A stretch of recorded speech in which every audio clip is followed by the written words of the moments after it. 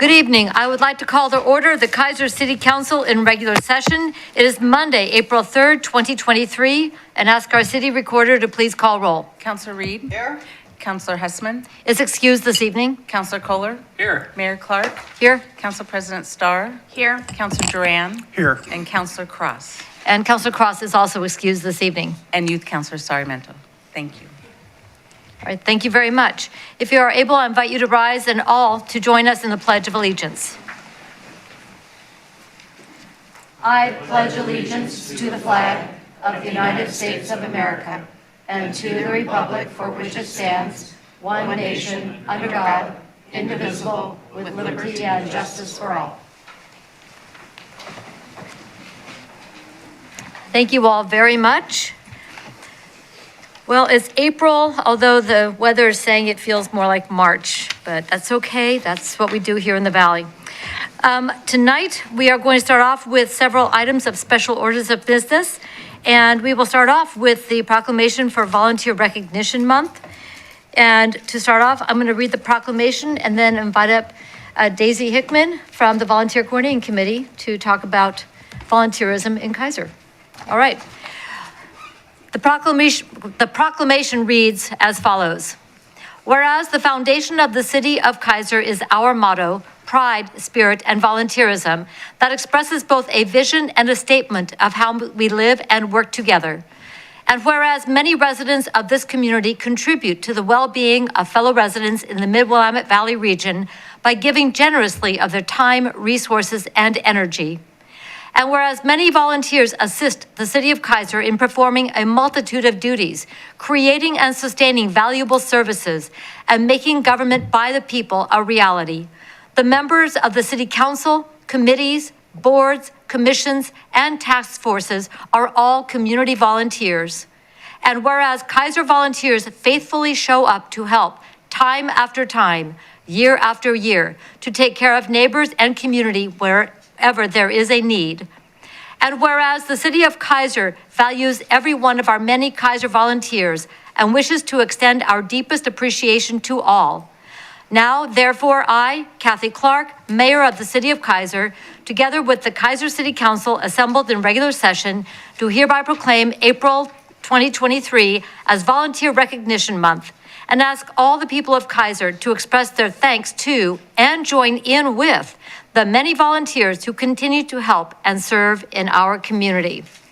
So it is Volunteer Appreciation Month, and I'd like to bring up the chair of our Volunteer Coordinating Committee, Daisy Hickman.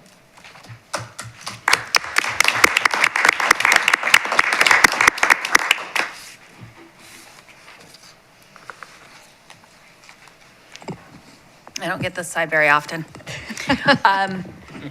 So, like you said, our tenets are pride, spirit, and volunteerism. And Volunteer Coordinating Committee, for those in the audience who don't know, all of our city committees, you need to come up before the Volunteer Coordinating Committee, and we're kind of like the first, like a first interview. And then we submit names to the council so that they can appoint people.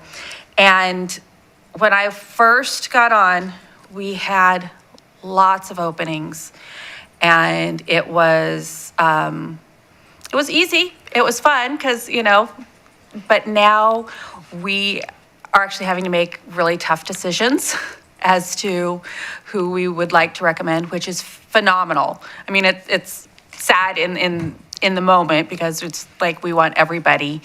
And we have actually had, in the last couple of years, several months where we haven't had to meet because all of our committees were full. And it's just really exciting to see how Keizer is stepping forward on that. And like you said, our council is all volunteer as well. And speaking as a citizen of Keizer, I really, really appreciate it because I know what I go through having an 8 to 5, a family, and then my minor, volunteer things that I do. And today was a day of fail, just like forgetting little things. And I can't imagine what you guys do. I see you guys at other things. It's not that you just have a job and family and city council. I see you guys elsewhere. So we really, really do appreciate it. I will be passing out some cookies for you guys to enjoy. You guys have any questions or anything before I do that? All Questions or right. comments? Oh, do we Councilor have a Cole? comment? Well, I wasn't going to, but how long have you been serving on the VCC? Kathy? Yeah, this is your 9th year. Yeah, 9 years. So you talked to us a little bit about, well, thank you for going the extra mile. You truly go the extra mile, too. thank you. So we Thank you. appreciate what you do. I do appreciate, I really enjoy that. I do tease, and I've been able to tease in the last couple of years that Kathy talked me into it because it's an easy committee. It's great. And boy, howdy, our last meeting with the youth counselors for next year, phenomenal. I mean, our youth counselors have been great since we've started this. And it's really exciting, and it's so encouraging to see our youth really stepping up. And let me tell you how great it was. Larry was trying to figure out a way to get both of them on. Larry Jackson. So it's really exciting. So, all right. All right, thank you so much. And thank you to all the volunteers of Keizer. It is what makes this community tick, and there's a place for everyone to volunteer and show up. And just a little heads up for people, you start showing up, you end up on a committee, you end up on a commission, and if it's a cautionary tale, that's how I got started. Yeah, two things. One is, even if you're not on a committee, all of our committees are open to the public. So please, please, please show up. You still get heard.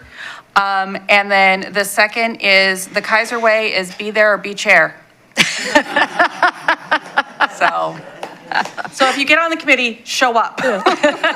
Good point. Thank you so much, Daisy, and thank you to all the volunteers of Keizer. Thank you for all of our volunteers. Let's give them a round of applause.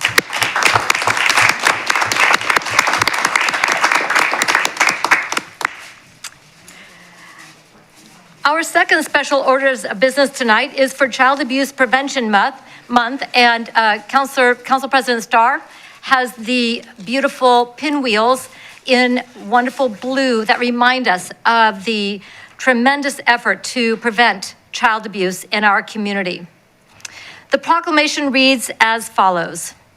Whereas every child deserves to live in a safe, loving, and caring family environment, and whereas in 2021, there were 10,766, think about that, reported victims of child abuse and neglect in Oregon, of which 1,094 were victims in Marion County. And whereas we stand together as individuals, organizations, and government agencies to commit to preventing child abuse in our county by raising awareness through the community and by educating and supporting caregivers. And whereas we assert that strong families and safe, stable, nurturing environments free from violence, abuse, and neglect are essential for children's optimal growth and success. And whereas the people of Keizer believe in and work for ensuring a secure future where the needs of children are a priority and the needs of families are met. And whereas we are thankful for the many Keizer volunteers, organizations, and service providers that work together every day to take action to support families and children and protect the well-being of our children. Now, therefore, I, Kathy Clark, Mayor of the City of Keizer, together with the Keizer City Council assembled in regular session, do hereby proclaim the month of April 2023 as Child Abuse Prevention Month, and ask all the people of Keizer to commit to continuing our efforts protecting our children.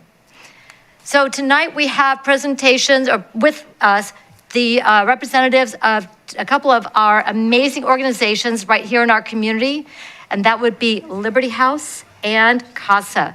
So what I'd like to do, Family Building Blocks, Liberty House, they're all part of our great network, but thank you, Family Building Blocks. And I'd like to start off with, if I may, Family Building Blocks, and then follow on with CASA if we could. Or is this, did you guys have another order in mind? No, that's good. All right. it's going to be kind of kind of jumbled, but that's okay. So I'm going to start off. Thank you all for. And however you guys want to do it. And then we'll just pop up here, yeah? Okay. Well, we have to jump in front of this microphone. My name is Tanya Hamilton. I'm the Therapeutic Early Childhood Program Director at Family Building Blocks. I'm also a resident of Keizer.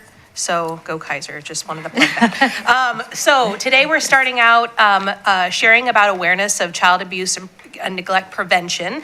And I just want to invite all of you, including the guests as well, listening in, is that everyone has an opportunity to help and support to our prevention of child abuse and neglect. And these are some of the partners that are leading the charge this year on a committee. However, a lot of these partners do the work on a regular basis. So 365, this is our mission, is to prevent child abuse. But we also have a lot of great partners in our community who also know the importance of it. And so we're all together making sure that we're promoting awareness about this really crucial topic. So to speak on a little bit of the numbers, Mayor Clark mentioned 10,766 confirmed victims of child abuse and neglect in the state of Oregon, 1,094 confirmed in Marion County. The biggest piece that I see is the most devastating, in general, child abuse is devastating, but 42% of victims were under the age of 5 or younger. I think I was here last year when I talked about brain development. How much does anyone know brain is developed prenatally to age 3 by percentage? You want to throw out a percentage? 90? So by age 5, 90%, age 3, 80. So again, the trajectory of brain development that's happening in that really crucial period of time sets the trajectory of the child's brain for their future development. So we have a critical time in our children's lives to help that set up on a really positive note. And majority of the victims are under age of 5. So my ask is to partner with parents and those children, or the loved ones of the children in their homes and in their lives is super essential. Okay, now I'm gonna move. Vanessa. All right. Thank you so much, Tanya. Vanessa Nordyke. I'm the Executive Director of CASA Marion County. And first of all, I just want to say thank you so much for the opportunity for all of us to be here to demonstrate our support for child abuse prevention. And thank you for all the time that you give to volunteer, unpaid, for city council service. Seems like a lot. But anyway, thank you so much for all that. So just to follow up on some of the points that Tanya raised. So what we want to encourage everyone is to really imagine a community that focuses on prevention, understanding that positive role models, parents, and adult mentors are all really important, that our colleagues at Liberty House, for example, spend a lot of time putting on trainings for free to learn how to share how to talk to kids about safety, about safe, healthy touches, how to recognize signs of abuse, and so on. And we also really want to make sure that you all realize how important it is that we support organizations and joining community efforts focused on strengthening families. As we say on the slide, prevention has everything to do with all of us. It happens when you become more aware. Next slide. So I won't be reading off everything on this screen, but I understand you'll have these materials as part of your permanent record. And this is really a great way for all of us to, when you have a moment, just take a step back and really read through this thoughtfully to yourself. Share it with your friends, share it with your family, share it with your colleagues. This is a way that we can all do our part to engage in child abuse prevention. And some of the highlights are things like being empathetic, being involved. My organization, Liberty House, Family Building Blocks, we're all more than happy to talk to you about ways to get involved in our amazing organizations. We all have incredible staff. These are the heroes without capes. We'd love to talk with you. And so just to go a little bit further, for our whole Paint the Town Blue, we have a lot of different ways for you to get involved in that community effort. But one of the things you can do is wear blue. You can also visit parentforthefuture.org. You can join us in spreading the word on social media, and you can partner with local organizations like ours and the incredible list of organizations on the second slide in your handouts. And with that, I will take it away for Kyle. Thank you very much. My name's Kyle Tarr. I'm the Prevention Program Director at Liberty House. And as Vanessa was sharing, on that website, parentforthefuture.org, that's a hub where you can go and see all the different activities and events that are going on in Marion County throughout Child Abuse Prevention Month. So this week is the start of Child Abuse Prevention Month. So this first week in April, you'll see the Union Street Bridge lit up in blue, the bridge in Woodburn lit up in blue. All blue is that universal theme for preventing child abuse. And as you can see by Shani's nameplate, the pinwheel is that symbol for the hopeful future, that bright future that all children deserve. And there are a lot of different ways for us as a community to come together and raise awareness and take a stand against child abuse. And so this Friday, for the third straight year, we'll be having our Marion County CAP Car Parade, which will again take place starting at the Oregon State Fairgrounds at the Pavilion. So we encourage everyone to get there early, to come with your car decorated. We will have window paint and supplies ready for people. We're going to leave that route at the fairgrounds starting at 8:15. And due to the construction that's going on at the Capitol, we're taking a little bit different parade route this year. It will culminate at the YMCA with handing off those pinwheels to law enforcement who are outside at the YMCA offices. Marion County this month too, you will also see a window display of that pinwheel garden. So the tree, there's a blue ribbon tree this year at Riverfront Park. Since the construction at the Capitol, we weren't able to have that at that usual tree right in front of the Capitol. So we really hope that you will come out this Friday, show your support by participating in that car parade. And again, just as a reminder, we all engage in prevention on a daily basis. So, we want to honor that work that we're already doing, enjoying spending time with the children in our lives. Again, recognizing that importance of family, of adult mentors, and with Liberty House all throughout this month, starting tomorrow, every Tuesday, Wednesday, and Thursday, alternating days in English and Spanish, we're going to be offering all of our prevention trainings for free, virtually for the community. We really hope that you are motivated to participate because, again, prevention happens when you become more aware and you act. So you can educate yourself on recognizing those signs and how to react responsibly, and also minimizing those opportunities to prevent child abuse and help keep children safe. We all care about children and want to see them happy, healthy, and successful. And sometimes things happen that make that a little bit more difficult.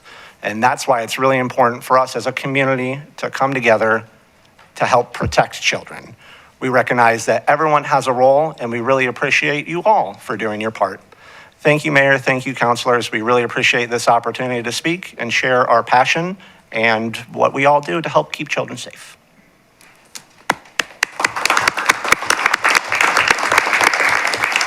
Thank you so much. I would like to invite to the front here, I'm going to present, I only have 2 copies of the proclamation. I will get a third one to one of the organizations, but I would also like to invite up, along with Family Building Blocks, Liberty House, and CASA, people who are CASAs in this room. I would like to invite up Barbara Miner, because literacy is a form of child wellness, and Mickey Walker, representing youth sports, to talk about a couple of more ways that we act in our community to keep our children and families healthy. Come on up to the front there.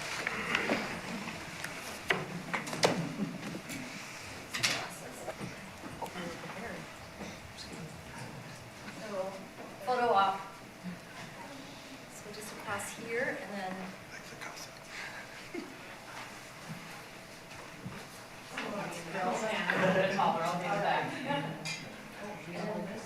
Hold this and then I'll get a copy to you, Tanya.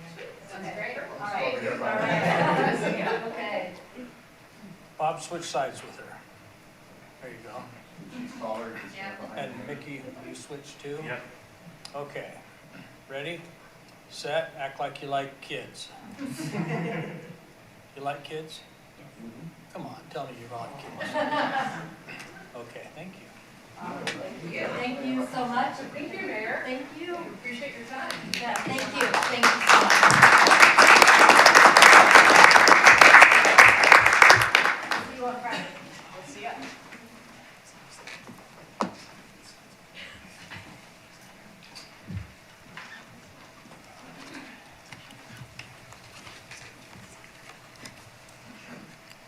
So I didn't get a chance to acknowledge, but Allison Kelly, who is the executive director of Liberty House, is here, and just an amazing leader and of the staff at that organization, and many years of amazing service. So thank you to everyone who is involved, and thank you to our community for choosing to get involved every single day. So speaking of,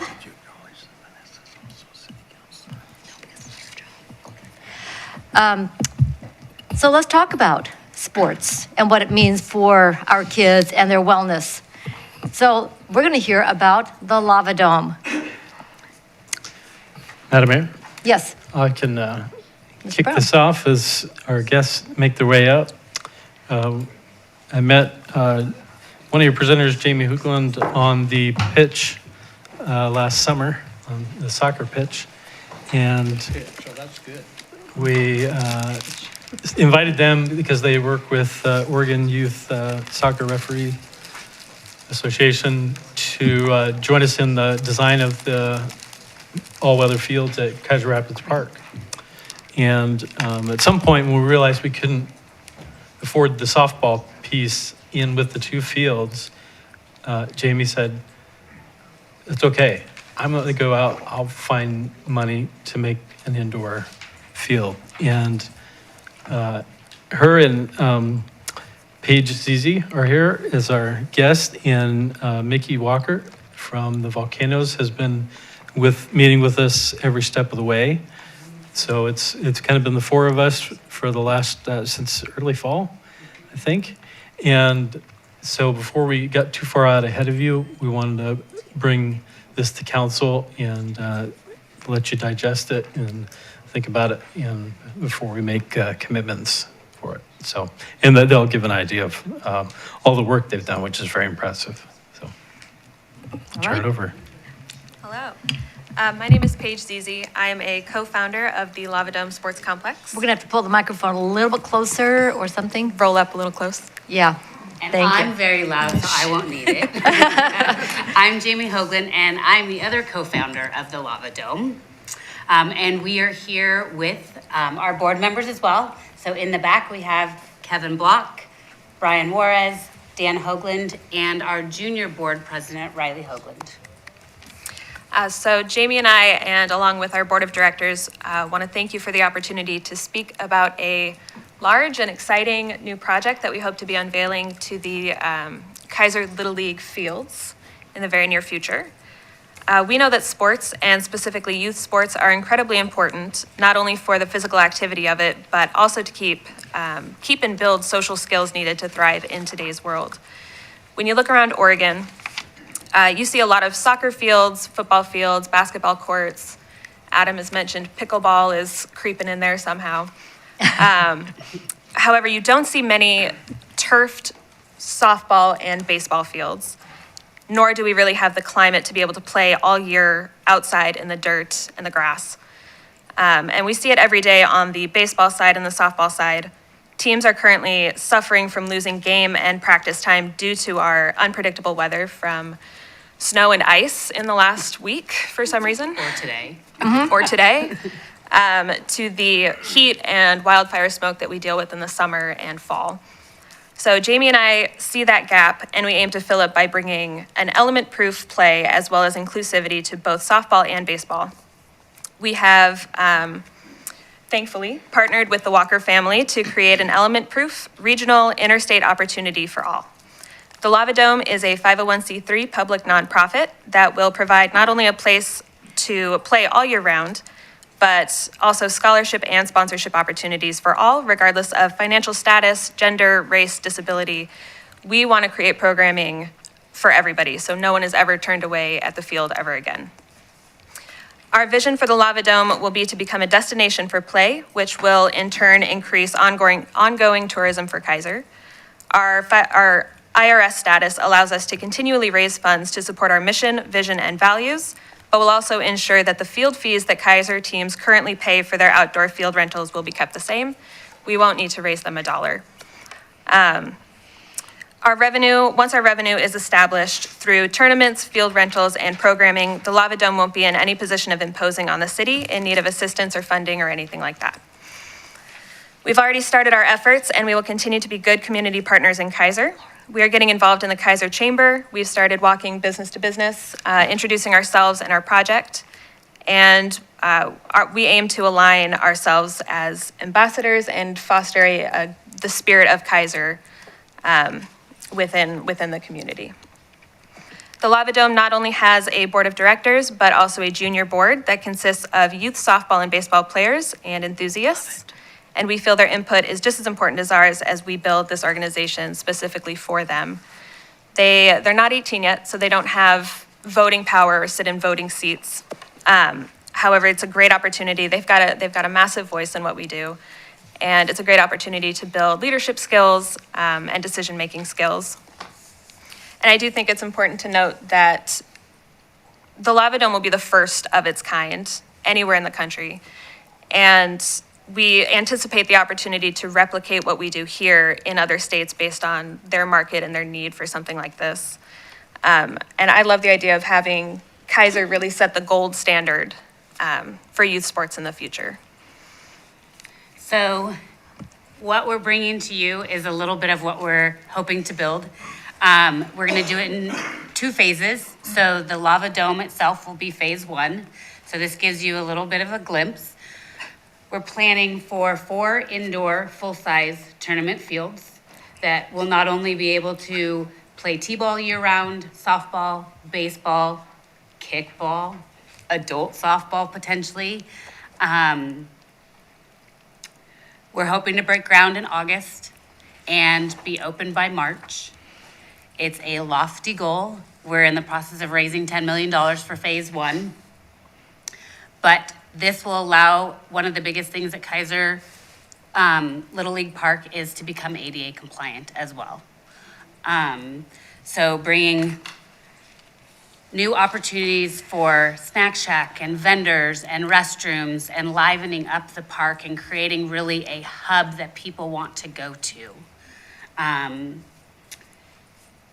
We want this to be a destination where families are, where it's not just a parent dropping their kid off because there's not enough parking or because there's nothing for the kids to do as their brother or sister is playing. We want to create an environment that is family friendly. We also want to be able to partner with our vendors here locally to bring their artisan to the fields. And then after this is done, we have phase 2, which is taking the remaining outdoor fields. We're hoping to have 5, if not 6, depending on the layout of the land, and turf them all and upgrade them. And so that's our phase 2. We don't have a price tag for it yet, but we imagine that we'll be raising a second $10 million.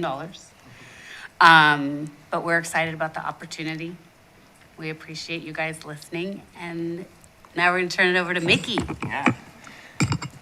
Yeah, thank you, everyone. And obviously, we're really excited at the potential partnership and everything it could bring for Keizer. The partnership with the Lava Dome for the capital improvements at the Little League fields is something that, I think we've been talking about for a long time, but to actually see some real big improvements down there is what I think everyone really does want to see. And I think there's an opportunity here to make that become reality. So ultimately, we'd like to ask that the city amend the current contract at the Little League fields to potentially include the Lava Dome should all parties be able to come to an agreement on an amended contract that would include these large capital improvements that we're looking at trying to get going down there. Well, thank you very much. I got a sneak peek last week, and as I'm watching the chair of our Parks Board go, yep, this is what we need for our youth and for our community. I want to open up to questions from City Council. As you're starting to think about this, they're not asking for a commitment tonight, but questions on the project. Councilor Reed. Thank you, Madam Mayor. What is that made out of? So this will be an air-supported structure. It's the fastest way we can get a building up without actually having to put a full structure. The structure, they're very popular. And we have a couple in Oregon that are, most all of them are sports oriented. I'm trying to think, the closest one here that I can think of is probably at the Middleman Jewish Community Center. A lot of them have soccer fields in them. It's very big in soccer, especially on the East Coast. Yeah. They're everywhere. So, Mayor, And just to mention, Mount Hood Community College put it over their outdoor pool. Yes. And I know that because being a swim parent, I was there years ago. so Councilor Reed. is this permanent or does it sort of come and go as needed? It will be permanent until we take it down. So it will have to be replaced every 20 years. But the structure is technically permanent unless you want to deflate it. Okay, one more follow-up. So there was something like this up, I know, there was a museum up in, I think, Oregon City or whatever, with the covered wagons that totally blew over in a rather bad storm. Does it have the opportunity to? No, these are adhered, so it will have a foundation around it, essentially a foundation that is built either in a square or rectangle, depending on the size of the dome that actually goes in, and it's adhered to that. But So the material, I mean, is that withstand storms as well? yes, Or- Okay. we don't have the climate like they have in the East Coast with the major snowstorms or ice storms. We actually have a very mild climate comparative to what these companies are used to putting them in. And so for us, luckily, we don't really have anything to worry about because we don't have super high winds or crazy storms or hurricanes or tornadoes or things like that, that have some flexibility in what it can withstand. So no, we're good to go.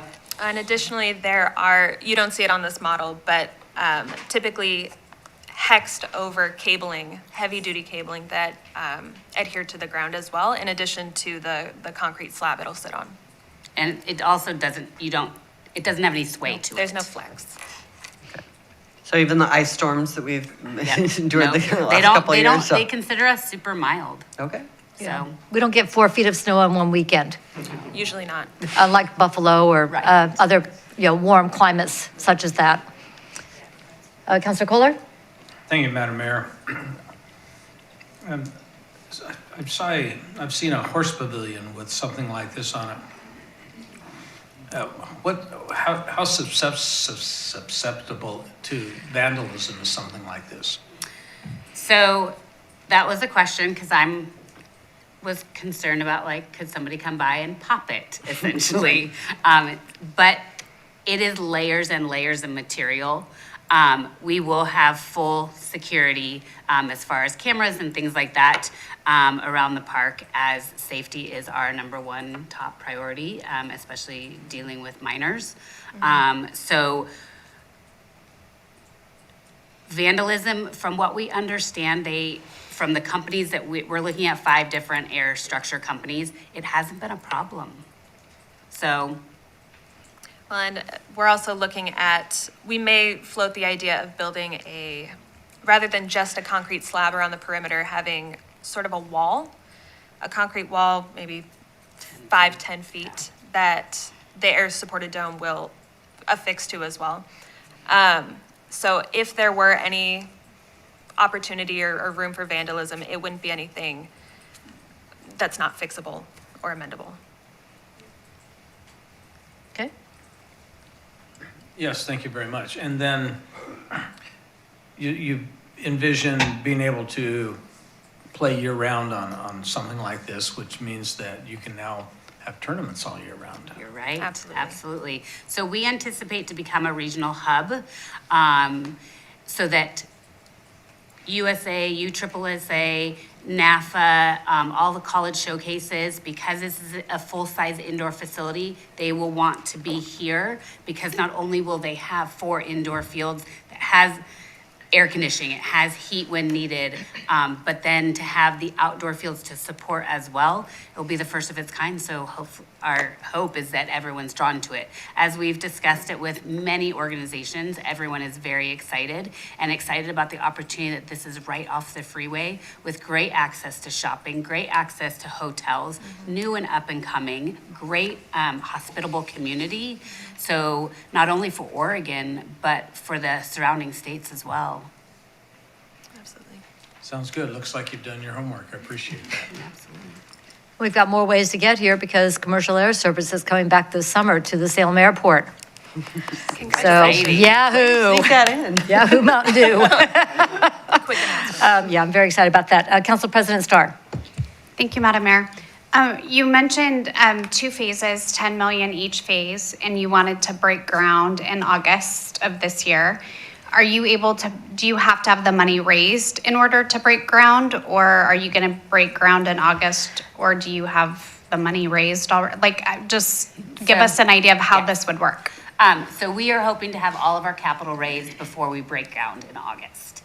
We have some major players such as MLB that there's conversations with, and the Mariners, as well as some athletic attire companies. So there's a lot of buzz about what we're doing, and people are very interested in partnering and being a part of this. So we anticipate having all of our capital raised. We are going after public grant opportunities as well as government grants as well. I'm sorry, the last part? Public opportunities and government grants. Great, thank you. Thank you. Councilor Duran, any questions? You good? All right.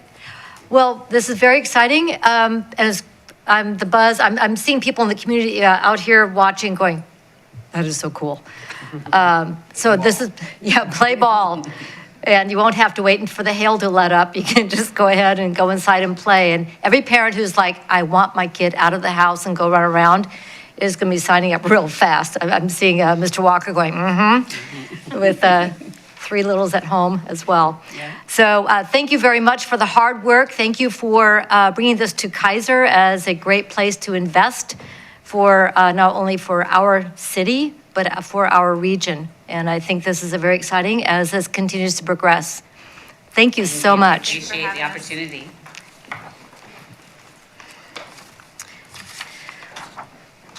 Yes, indeed. All right.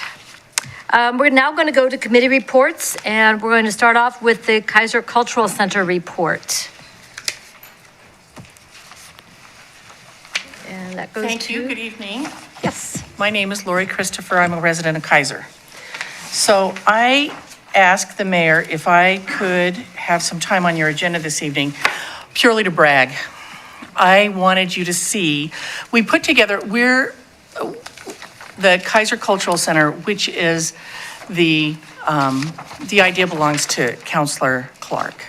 It was her idea to make it a cultural center. It's the only cultural center that has 4 nonprofit entities in the United States. And that research was done by the museum. And so we're constantly applying for grants. In fact, I just had Tracy drop off to you our latest grant, which is brand new signage. And it's lit. So tonight, if you go that late, as you drive out, the sign will be lit for you.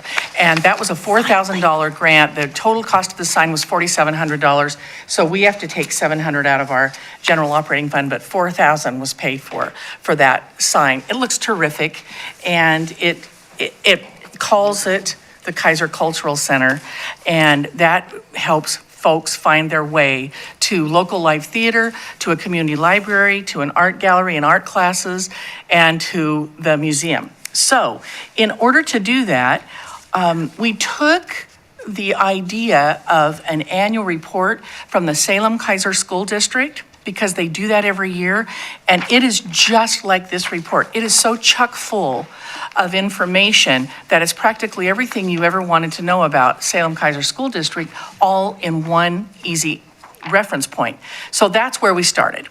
And then and I'll tell you what, a lot of us have really heavy programming, so it's really hard to get that onto 2 pages.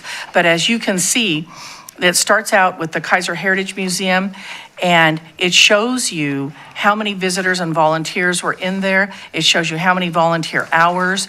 All of the logos are new and updated. Keizer Art has very heavy programming, so everything had to be consolidated. And so you can see last year, Keizer Art Association completed 57 art classes. And I got to tell you, those art classes, we can take 20 students per art class, and they were full because people are sick and tired of being home. And additionally, we have 12 monthly art show. We have a killer art show right now. It's the color pencil show.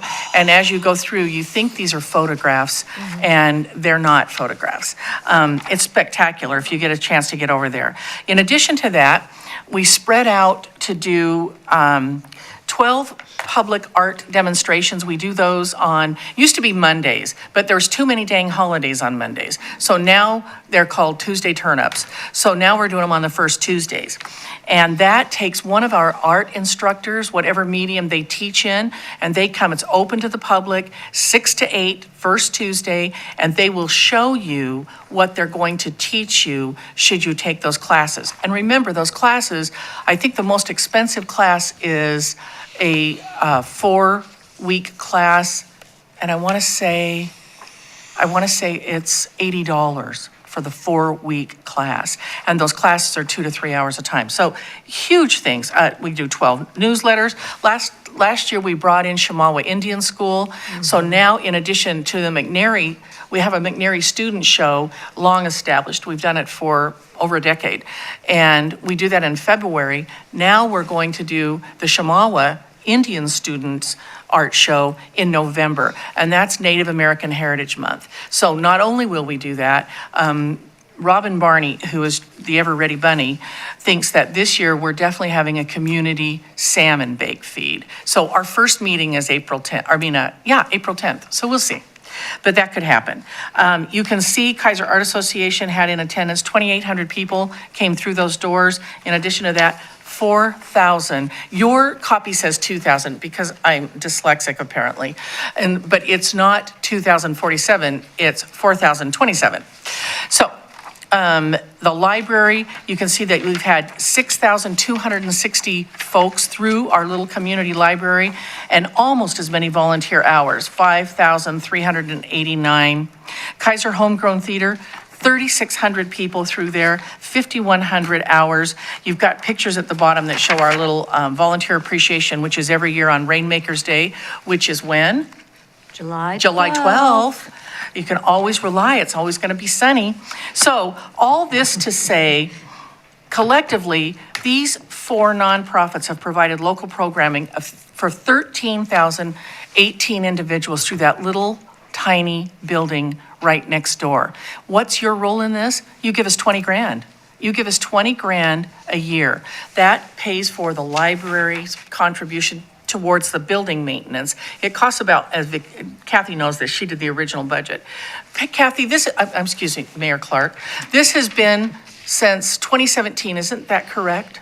I believe that's when we brought in the theater, yes. I think that's right. Yeah. And so in 2017, Mayor Clark came to us and said, let's make this a cultural center. Let's give the theater a permanent place. It was an outstanding idea. The only thing that disappoints me is that it wasn't mine. And she did a great job bringing that to us. And it's been wildly, we haven't come back. So that's 17, 18, 20. So 6 years, we have continued to maintain that building, $40,000 a year, 20 from you, and 20 from the rents that are received from the Keizer Homegrown Theater and from Keizer Art Association. We just put in 3 brand new furnaces that had a life expectancy of 15 years, and by God, they made it 24. So now we have new HVAC. Y'all helped us with the windows, so now the bottom of the building is secure. I know there's still papers up on the windows.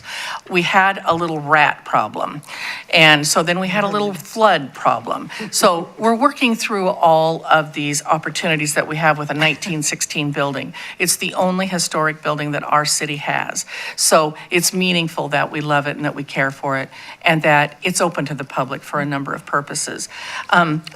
And so we haven't come back to you to ask for any money. And so the whole point of me doing this is to brag and say, look what you've done. You gave us $20,000, and look at the programming that has enabled. Look at the number of Keizer residents that get through that building. And so you should pat yourselves on the back, because I'll tell you what, when I was on city council, I liked tangible results. I wanted to see the dang building go up. I wanted to see the Keizer, I wanted to see tangible results. There's your tangible results. That's what you're doing with your $20,000 investment. And we haven't quite finished, have we, Adam, with our agreement. We've given a commitment that, yes, we want to continue to keep our agreement going, where you charge us $100 because you own the land, you, the city, own the land. Keizer Heritage Foundation owns the building, and we want to continue that. The only change we want to make is that the grounds of where the building is are maintained in the like manner of the rest of the Keizer campus. It just so happens I have a tangible reason to share with you as to why that's so important. So we, the Keizer Heritage Foundation, pay $370 a month to a local landscape business. Let that sink in. Now, in addition to that, we pay market rate for everything we do because we have no power. We, Keizer Heritage Foundation, is one tiny little nonprofit. You are the big city of Keizer buying lots of stuff. You've got a lot of economies of scale that we don't have. So for example, and I'm going to sing the praises of Robert Johnson again because he's my best friend. He helps us in so many ways, the latest of which is bark dust. Bark dust for the cultural center, the charge for doing that was $1,400. That's what we would have paid. Had Robert not let us partner with you and they do it all at the same time, economies of scale, and we get the City of Keizer discount, that discount was $477, 35%. 35%. And that's a good deal for taxpayers. And that's a good deal for the citizens of Keizer. And that's why, Laura knows this, we're working on this together. But that's why it makes sense, it's good business to have the city continue to maintain that property in a like manner because it's all part of the Keizer City Hall campus. Robert has worked with us to get rid of and God love him, this building's now 24 years old. We'll be celebrating our quarter century next year. And so 25 years ago, wonderful volunteers moved that building, remodeled that building, and landscaped the area just adjacent to the building. Unfortunately, they were not professional landscapers. It's not consistent, or it wasn't consistent with the rest of the landscaping on the City Hall campus. And so with Robert's telling us what to get rid of, we've gotten rid of it so that it can be easily maintained by city staff.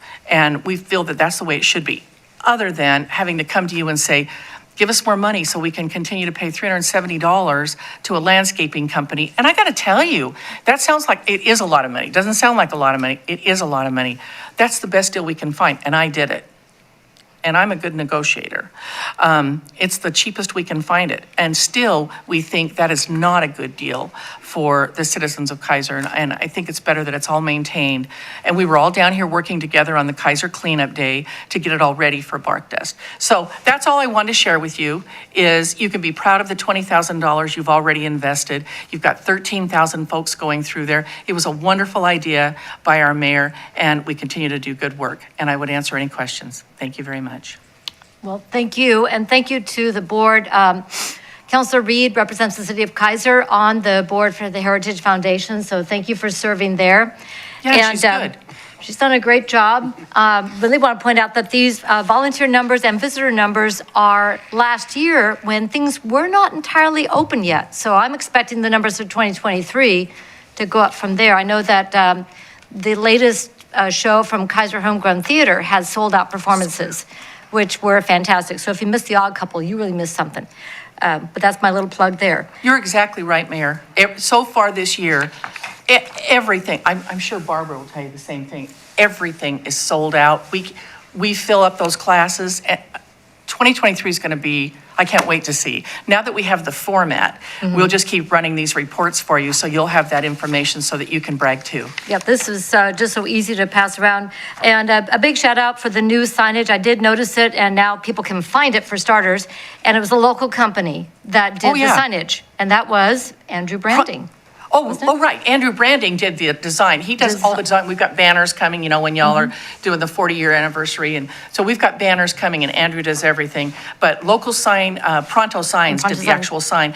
And the reason that we electrified that, we thought it was always supposed to be, but none of us could ever remember it being lit. Yeah, it was never lit. It just looks like it should have been.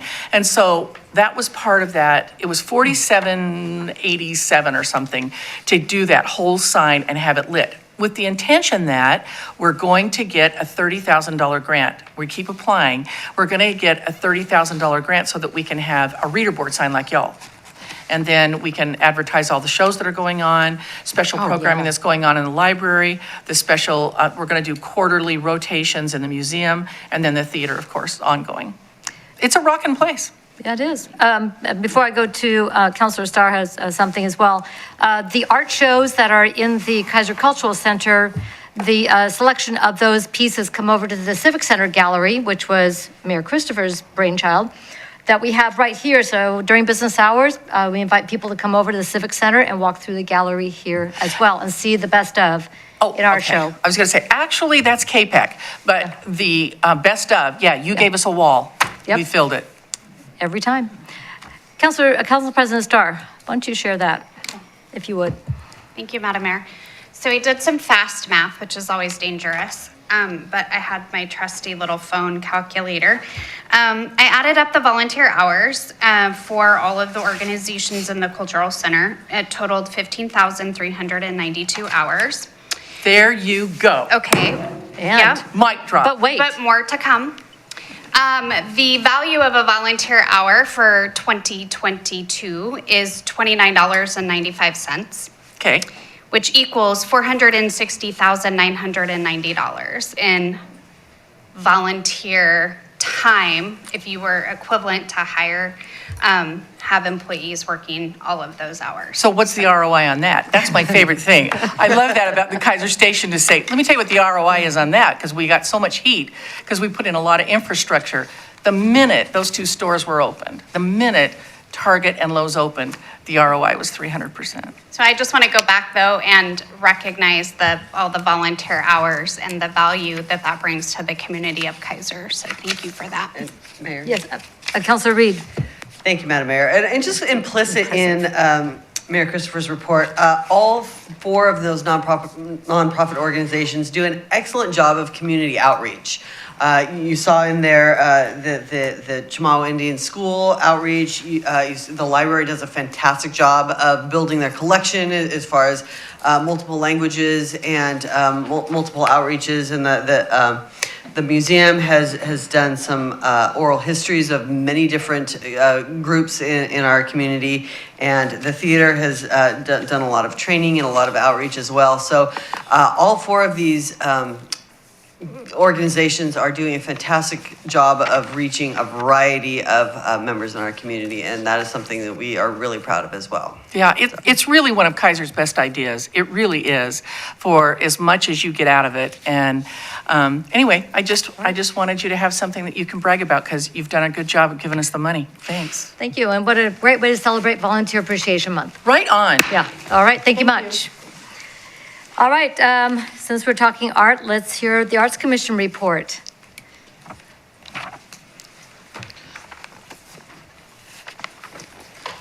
Hello, I'm Kat Thorson, a citizen of Keizer. Nice to meet you all. First time, so I'm just going to read through the notes. We met last Tuesday, and everybody was present, and we had Adam and Debbie were present also. So the minutes were approved, and then the next thing we did was talk about the gallery display schedule for April and May, and we specifically talked about Joe Nickel. Then we reviewed the pieces submitted for the display, and then we accepted the artwork as submitted, and it was seconded. So. And then the next thing that we talked about is we reviewed the holiday card that has been an ongoing tradition, from my understanding. So we discussed all the submissions, and Lori Christopher moved to approve the submission by Christina Patterson, which was called Celebrating Our Common Threads. and we seconded that. And there was some discussion about, like, I don't know whether to read or just talk to you, but there was some discussion. It's a quilt, a beautiful quilt. There's a lot of significant, specific to Keizer history in the quilt, and there was a really nice, saying that she had included there. And so the only thing that we had was that the photo wasn't maybe print ready, so contingent on taking a photo, a really nice high-resolution photo of this quilt, we would approve that to be the Christmas card, or the holiday card, pardon me. The next thing that we talked about was the roundabout art update. Lori Christopher moved to authorize the expenditure of $1,700 from our KPAC budget. Laura Reed seconded that, so that motion passed unanimously. As far as grant efforts go, the Oregon's Arts Commission Cultural Trust Grant and the Oregon Community Foundation had no grant funding available. And then the next thing that we talked about was the PGE. Yet, she just said yet. Okay, good. PGE contact regarding utility box painting. So I used to work for PGE, so I reached out to them and talked to them a little bit about, I had to go through quite a bunch of phone trees. First I started here, and then I went up to corporate office up there in Portland. Talking to the marketing department, because they do have an arts, PG has an internal arts funding commission. So I'm going to continue to work on that. PG has a really strong safety culture, so they had a lot of reservations about painting or even doing some kind of wrap around the transformer boxes. Could be a safety hazard. However, Mr. Brown added that is working with ODOT to think about that as a consideration for the traffic boxes that are down here. So he added that usually the art is placed on the traffic control devices, and those are controlled by Salem. So he noted that there's been opposition to this also in the past, but he would be meeting with Salem city manager and would bring it up then. And then Lori urged Mr. Brown to mention that KPAC hopes to incorporate student art into the project. So, and then she also noted that the Breezy Air Conditioning does the vinyl shrink wrap, and we do a utility box for anywhere from $150 to $300. So, and then we reviewed the Arts Commission budget. So the discussion took place on the amount to ask for the 23-24 fiscal year budget. Mr. Brown indicated that $6,000 would be included in the budget, and then commissioners indicated that they felt that this was adequate. As far as the student emerging artist display, our student liaison, Catherine Klein, reported that she had distributed business cards to the prospective students, artists at McNary, but had not heard back from anyone. Other business, commissioners received a compilation of art that had been displayed at the gallery during the 22-23 fiscal year. They will review this and be ready to discuss and choose which work to purchase for permanent display in the May meeting. So our next meeting is May 16th, 2023. Fantastic. Anything else? Great job. Any questions or comments? Councilor Reed? Thank you, Madam Mayor. I just wanted to emphasize how many submissions we had for the holiday card contest. I don't know the exact number, but it is more than we've had in a very long time. Yeah. So that was really exciting to see. It was a really difficult choice. I mean, the one that we selected was excellent, and we were really proud of it. But there were some really excellent submissions. So we're really excited to see that. Excited to see what Keizer has to offer. So just wanted to emphasize that. Yeah, all different mediums too. We had photographs and digital art and some drawings. Yes. So, thank you. Yeah. Those were fantastic. I was glad not make that decision. That was a tough one. Any other questions? All right, thank you so much. All right, thanks. All right. So speaking of traffic boxes, let's talk traffic safety bike ped. Tammy Solivar. Good to see you. Hello, everyone. Thank you for letting me come fill you in on what we've been doing with the Traffic Safety Bikeways and Pedestrian Committee.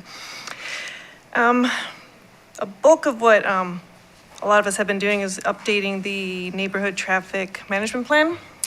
We're not trying to change the process, we're just trying to make the approach to it a little more user-friendly than we currently see being in a 20-year-old document. So we're working with Public Works to make sure it fits everyone's needs. So we're near the finish line on that. We hope to see it updated in a couple months, hopefully. Definitely later this year.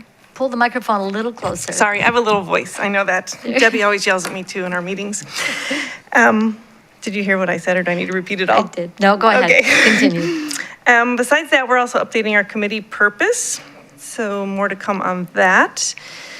We have been discussing through SCATS, the safety action plan that they want, they've asked for, they're putting out the survey, asking for recommendations on different projects, so that was discussed at our last meeting for some ideas on that one. I don't have any to share with you because I was not there at the time. Also, Mike DeBlasi, one of our committee members, suggested working with Salem to update the transportation system plan, the TSP. And so Councilor Hussman's reminded us to work with SCATS on that as well. So we'll see if we can get anywhere with that. Hirsch Sangster is trying to get some classes here to the Valley that teach how to drive with cyclists on the road. Right now, those classes are offered in Portland, Bend, and Eugene, so he's working to see if we can get that here as well. Aside from that, we're also have our Bike Skills Fair planned for June 10th. So hopefully it doesn't rain this year like it did last year on that one, and we'll get a more successful outcome. All right.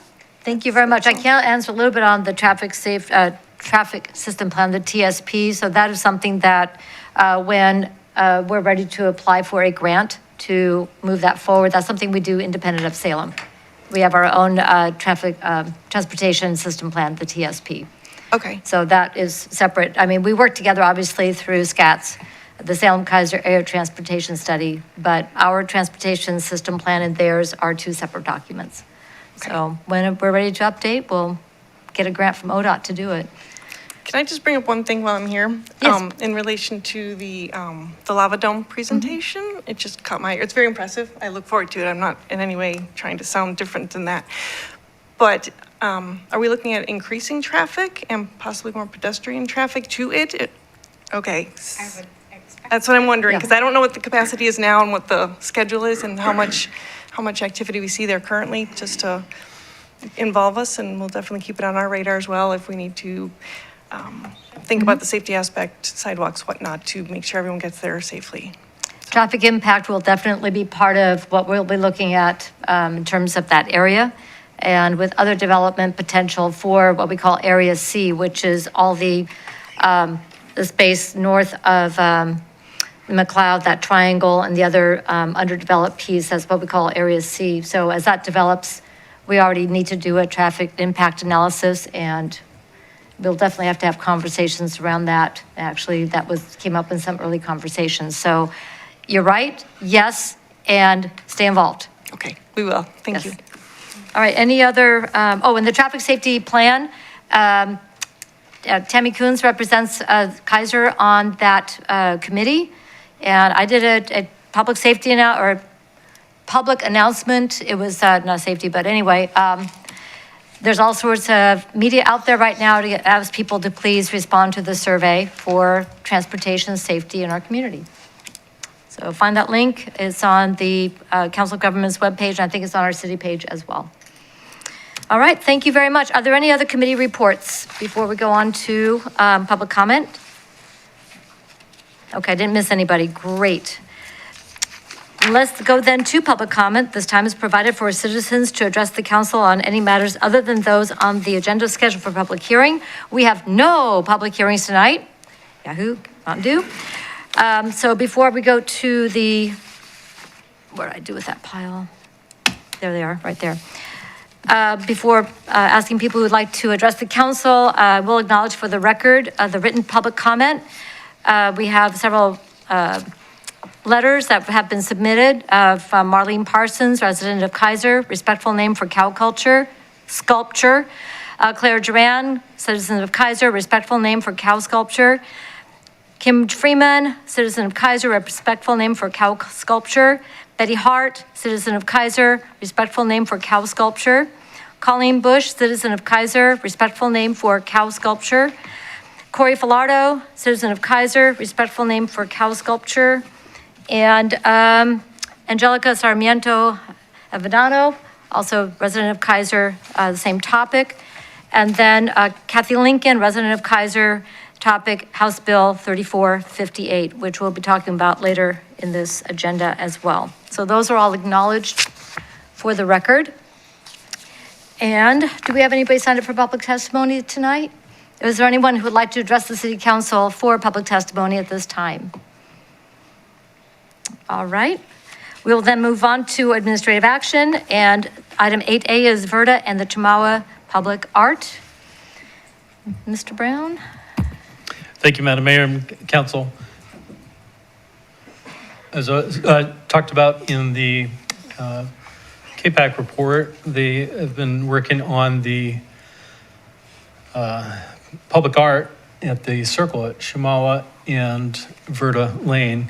And it's presented a unique situation where we have a commission piece by the Keizer Public Art Commission, and the resolution and ordinance that we have don't quite address the situation of namings of it. So the committee worked on naming of it, and then Council President Starr, Mayor Clark, and Councilor Cross asked for us to bring this issue to the City Council since there's really not a precedence for it.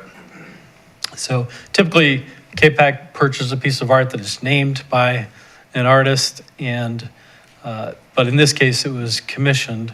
And looking through the ordinances and resolutions we have, like I said, it doesn't really address that. I think this is going to be a great addition to the public art in Keizer with the 4 whimsical dancing hula hooping cows, and so in various primary colors. But I think it'll be a really fun and beautiful piece of work. But the naming of the cow, originally the whole reason there's cows there is, as I've learned, many of you obviously been here before me, but they were often referred to as Rosalie's cows in homage to the Rosalie who had the cows nearby. So that was the original concept of it. And so we brought it back to you to address the naming issue. There's really no past practice for this. And so it's in front of you for consideration. The city did collect, on behalf of KPAC, $100 for each name submission that the KPAC public involvement was targeting. So there was about $800 collected from 8 submissions. And if the council chooses to name that simply Rosalie's Cows, then the city would refund those $100 nomination fees.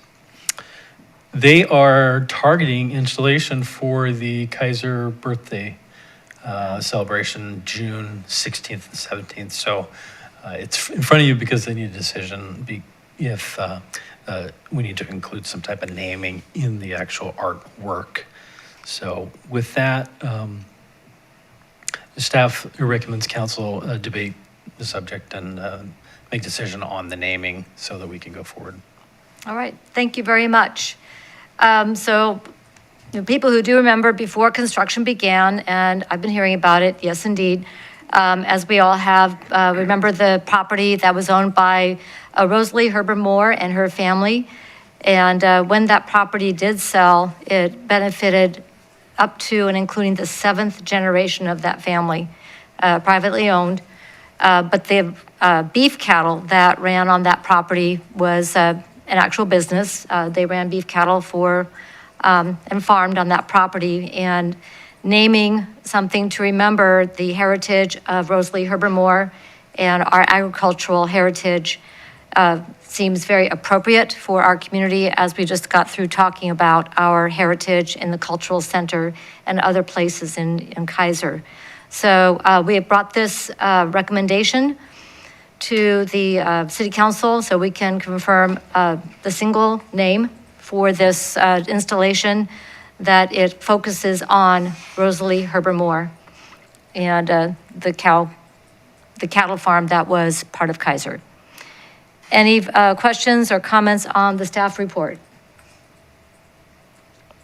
Council President Starr. Thank you, Madam Mayor.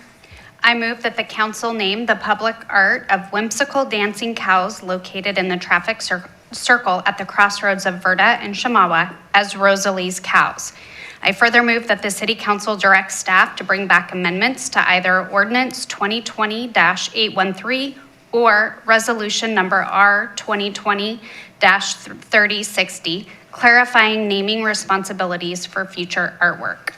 Second? It's been moved and seconded that the Keizer City Council name the public art of whimsical dancing cows located in the traffic circle at the crossroads of Verda and Shamawa as Rosalie's Cows. And I further move that the city council direct staff to bring back amendments to either ordinance 2020-813 or resolution number R 2020-3060, clarifying naming responsibilities for future artwork. Discussion. All in favor signify by saying aye. Aye. Any opposed signify by saying no. Hearing no objection, motion passes unanimously. That will move forward. Okay, y'all thought it. You're welcome. And with that, before we get into any further difficulties, let's go to item 8B, which is state capital funding request. City Manager.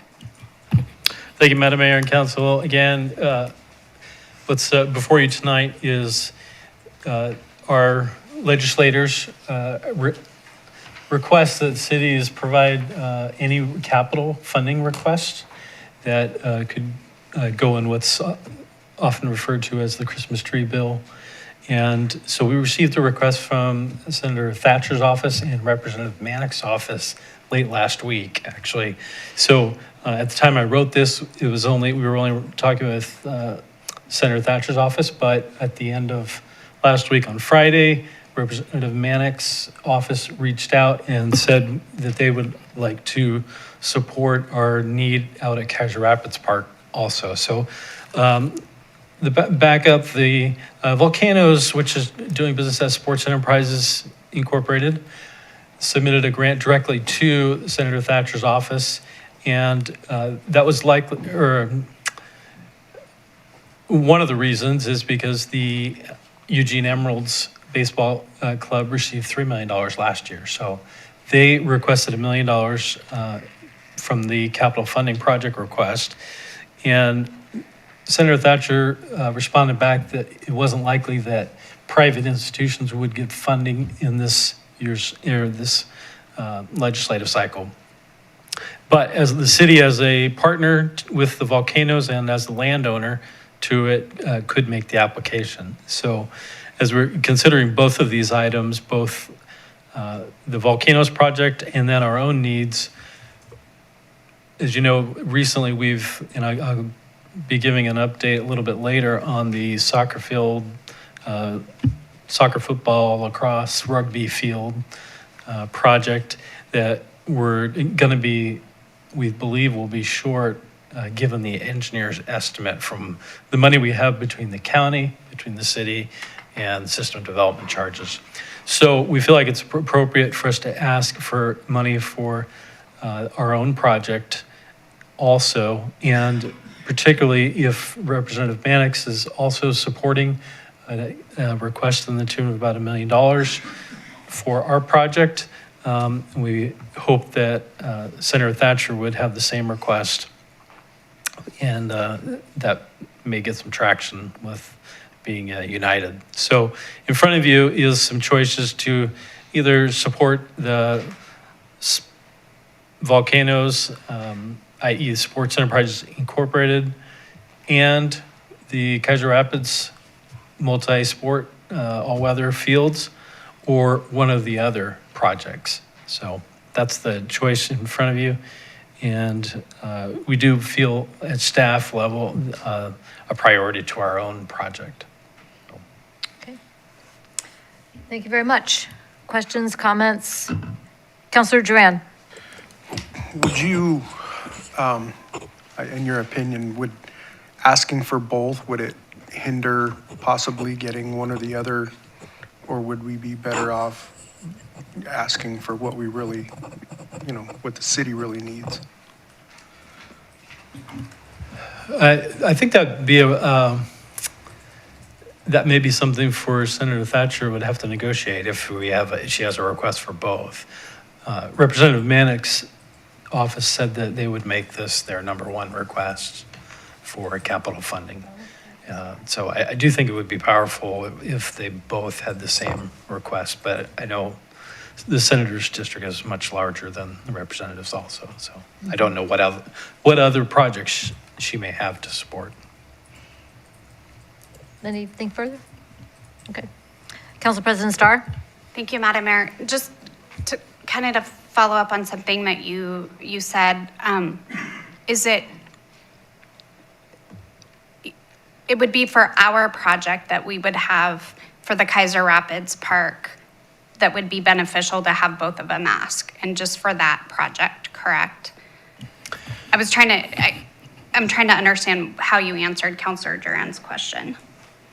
I mean, I think at a selfish level, a staff level, we've got a project we're trying to deliver, and we've got a funding shortage. Correct. So with Representative Mannix saying that this would be his number one ask, I think it would be much more powerful if we went in with Senator Thatcher saying this is our request.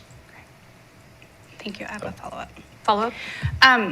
And then, and a follow-up, I would assume there are other alternative funding opportunities for the LED lighting and the energy efficient lighting that the volcanoes can pursue other avenues of funding for that through the green, like energy efficiency grants and so forth like that. Is that true? There may be some for, I'm trying to think of the organization, but that gives the rebates for Oregon. Energy Trust. The Energy Trust. Thank you. That's what I was trying to think of, Energy Trust. But I haven't looked at it specifically. Thank you. I don't know about the field stuff, but. But the lights, yeah. Okay, lights. thank you. Other questions? Councilor Reed, Councilor Kohler? So as I had one question that was the Sports Enterprises ask is specifically toward the lighting. And turf. And both, it's both included, okay. I wasn't clear on that. And the turf fields at both locations, I mean, the one's at a park, so it obviously belongs to the people of Keizer, but at Volcanoes, the turf field would be on city-owned land, correct? So that would be an asset. I mean, we have a long-term lease with the Volcanoes organization, or that's not the name of the organization, my bad. Sports Enterprises, Inc. Thank you, I've got to get that one right. It takes me a while to be retrained, especially since you're wearing a Volcanoes hat. Okay, just want to be clear on that. And then there are alternatives with, at least on lighting, but not on the turf for Energy Trust. Okay. Any other questions or comments? Councilor Duran. With the turf at the Volcano Stadium, would that bring any income into the city? Yes, certainly. Oh, yeah, you'll have to be at the microphone. If that's okay with council, we'll have From Mr. Walker. my understanding, we don't really gain anything from there being events there except for parking. Yeah, so as far as my understanding is that there is the parking revenue, but also the event piece of it, which is a smaller percentage, but there is still on the admission to other events that happen at the stadium. And the goal with the turf is obviously to make the stadium more multi-use year-round. We're talking, soccer, lacrosse, football, softball. So everything that we've really looked at doing has been trying to figure out a way that we can use the stadium more year-round. And that's going to be a heavier ask on the lighting that's there. and also just on the natural grass field, which is obviously already under a significant amount of stress. So the goal would be that the turf would be able to accommodate more usage year-round, in addition to the normal baseball games that are already played there. Mr. Johnson? Thank you, Madam Mayor. To follow up for Councilor Duran's question, the long-term lease, in fact, the original lease and the extension, although there's some slight changes in the extension agreement, the parking revenue is 20% or 20 cents per car, but the ticket or any use of the stadium itself, ticket sales, but not concessions, but any admissions or things like that, is 5%. So I think what Mr. Walker is indicating is there would be at least an indirect increase if their plans worked. With an increased use of the fields, there would be increased ticket revenues as well. Okay. Any other questions for Mr. Walker while we have him in the hot seat? All right, thank you very much. Of course. Any other questions from council? Okay, do you want to put, Council President Starr, put a motion on the table and we can debate? I move to authorize the city to apply for capital project funding for the Keizer Rapids Park project only artificial turf sports field. Second?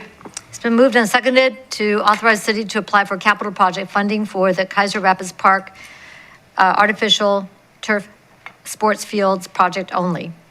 I think I probably moved the words around, but I think I got it. Yeah. Discussion. Yes, totally. So while I understand the desire to focus in on one project and make it clear what our priority is, I personally would want to make the ask for both, because the senators oftentimes have a little bit more funding at their discretion to be able to ask for than representatives do. And I don't want to lose an opportunity to ask for turf fields that can benefit our community and having that facility usable year-round, similar to every other field in this town that is currently waterlogged. So I'm very much in favor of asking for the project funding for the Keizer Rapids Park field, but I also want to support, and I'll, I know it says only, but I can still ask for the other one, and we can discuss it separately. Councilor Reed. Thank you, Madam Mayor. Just to clarify, did Senator Thatcher's office recommend that the city make this request? They reached out to us after they had received the request from the volcanoes and Sports Enterprises. Sports Enterprises, Inc. And So they reached out to us, not, the Sports Enterprises didn't reach out to us, but Senator Thatcher's office reached out to us and said, hey, this would look better if it came from you? shortly after the Senator Thatcher, because actually Senator Thatcher's, like, they kind of forwarded it to us without any comment. We're like, what is this? And then the Walkers reached out to us and said, that, and a follow-up from their staff, both of them said, the reason we forwarded it to you is because it's not going to be a strong request unless it comes from a public agency. So they both reached out to us after the Walkers originally asked. And to add on to that, because the city owns the land. So if Sports Enterprises Inc. owned the entire facility, that'd be one thing, but the city owns the land, so we need to be an applicant. Can I follow up? And that being the case, I would agree with Mayor Clark in that it can't hurt to ask. And I think that I don't see that asking necessarily weakens. I agree that this needs, that the Keizer Rapids project needs to be our priority. And if we were asked to prioritize which one do you want the more, then yes. But I think it makes sense to ask for both. Okay. So I would like to make, Councilor Kohler, and then I'll jump in. Thank you, Madam Mayor. I think that if the city applies for, or however we said that, is how we're part of the grant ask. I think that's a door that I'm afraid to open, because then any other private business says, well, how come the city can't help us with our grant application? Or it almost feels like that what we're doing is we are endorsing a private industry or private business at that point, and that doesn't feel right for me. Well, if I could follow up with that, the city owns the land. This is a private-public partnership, and we own the land underneath. So this asset does revert to the ownership of the city. We own the land, but we don't own the business. We do not own the business. We're in a long-term lease. You are correct. Council President Starr. Thank you, Madam Mayor. So two follow-up comments. If this is artificial turf, just like what we're looking at doing at Keizer Rapids Park, it's going to need to be replaced. So we're not going to realize the asset of this turf before it has to be replaced and more money has to be put into it, at which point we're going to have to be worrying about our own field and replacing that at the very same time. So yes, we own the land, but we don't get it back for what, another 70 years? How many years until we get it back? Until we get that whole thing back? I'm not sure, but I don't think it's quite that long. Okay, 60 30 or years, 40. 50, yeah. I mean, Maybe 40. it's a while. It's 30 or 40, I believe. So it's a while, and it's gonna have to be replaced once, if not twice, before we get it back. And the second thing is, we know, and we have heard, and we have read, and it's been said over and over and over, that agencies are being asked to take budget cuts because we have no more federal, ARPA, COVID, whatever you want to call that extra funding and that extra influx into the state budget. So everybody's been asked to reduce and cut their budget, and their budget ask. So it's going to be a very tight ask at the legislature this year. And I am adamant that we ask for Keizer Rapids Park only. Thank you. Further discussion? All in favor signify by saying aye. Aye. Aye. Opposed signify by saying no. No. Motion passes 4-1, and Clark being the no. Only because I would really prefer to go for both. All right, but we can talk about Energy Trust as well. They're a great partner. All right, let's go on to item 8C, which is support for House Bill 3458. City Manager. You see why I couldn't go on spring break till Thursday, is I had my staff reports to get submitted this last week. This was a bill that was asked by council members, through council members, to come for support. It is a House Bill 3458, limiting the post-review appeals through what's known as LUBA, the Land Use Board of Appeals. My understanding of this is that entities have gone through LUBA, got a ruling, and then have come up with different reasons to ask for an additional appeal. And what this bill does is limit it in a reasonable way, not 100% a limitation, but it has a reasonableness standard where somebody cannot continue to appeal based on additional reasons for an indefinite period of time. So that's the reasons that the council members and I believe the League of Oregon Cities is supporting this House bill also. So we are recommending support, and that the council authorize the mayor to take a position of support for House Bill 3458. Thank you very much, and I would draw council's attention to the letter from Kathy Lincoln regarding her support for House Bill 3458. So for your consideration as well. Mr. Johnson. Madam Mayor, I just saw that letter briefly, but I think Kathy's letter is actually against the supporting it. Oh, that's right. She's opposed the. That's right. Yeah. She wants us to not support this bill. That's right. She supports the conditions as is. Thank you for getting that straightened back around. This is one that has been worked on with many of the partners and the League of Oregon Cities and cities across the state, large and small, that are supporting this bill, because it will make it clearer where all the points are for being able to review and then to raise issues around a land use decision. What a lot of cities have seen across the state is when things don't go the way one side or the other wants, then they relitigate it again, say, oh, by the way, I didn't think of this, and then they go around the gerbil wheel again.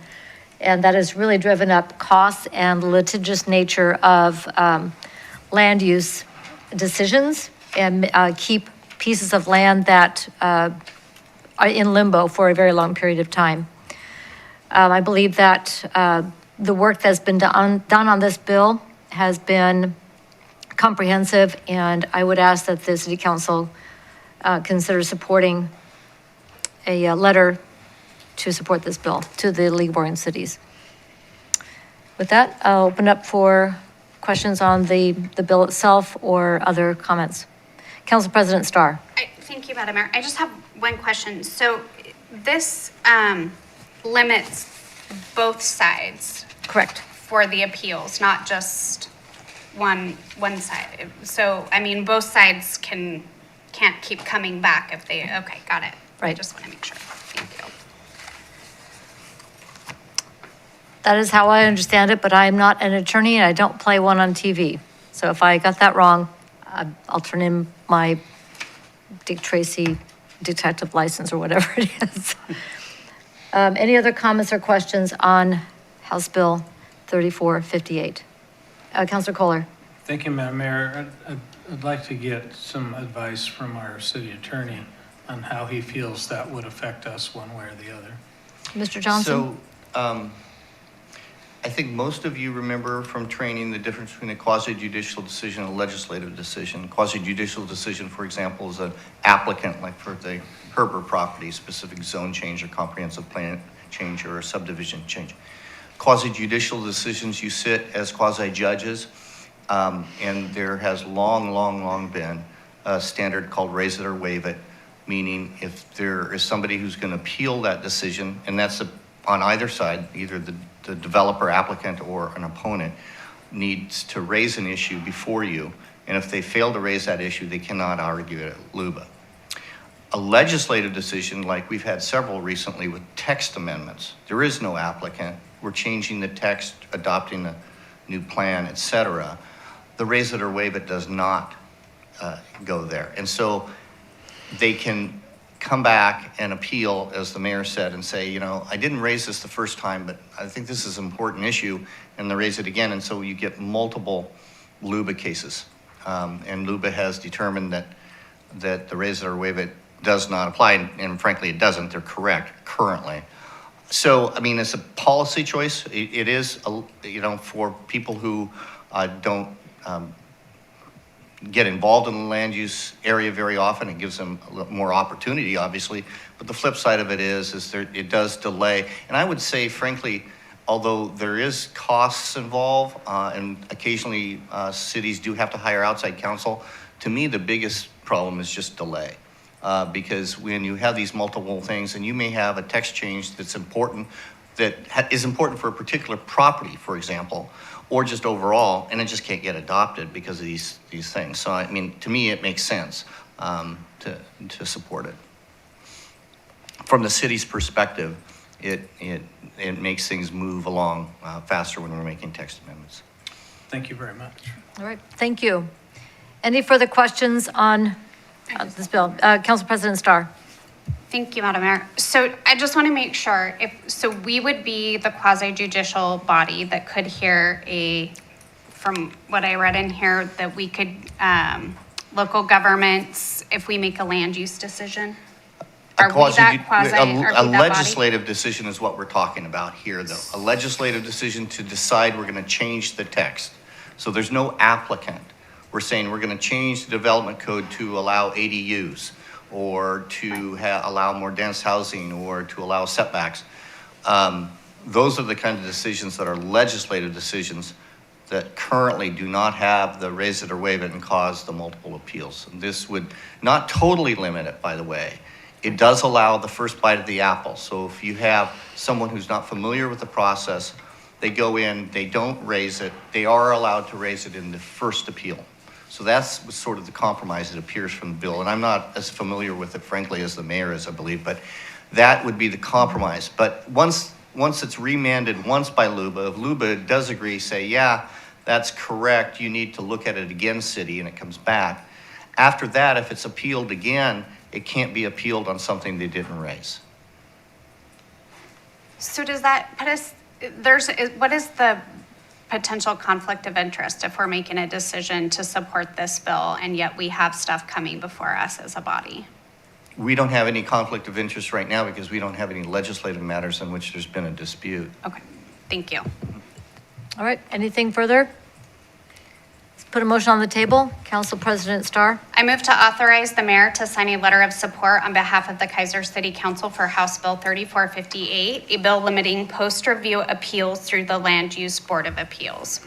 Second? It's been moved and seconded that the Keizer City Council authorize the mayor to sign a letter of support on behalf of the Keizer City Council for House Bill 3458, a bill limiting post-review appeals through the Land Use Board of Appeals.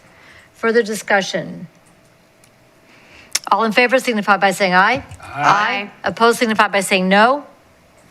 Hearing no objection, motion passes unanimously with 2 absent. That concludes administrative action this evening. Council President Starr, would you please read the items on tonight's consent calendar? I will. Let me get there. Yes. All right. So, consent calendar. Item A, resolution authorizing the city manager to enter into right-of-way landscape and vegetated stormwater facility maintenance services contract with GT Landscape Solutions. Yes. Item B, resolution authorizing city manager to sign amendment number 01 to agreement with the state of Oregon for Verda Lane, Dearborn Avenue to Salem Parkway project.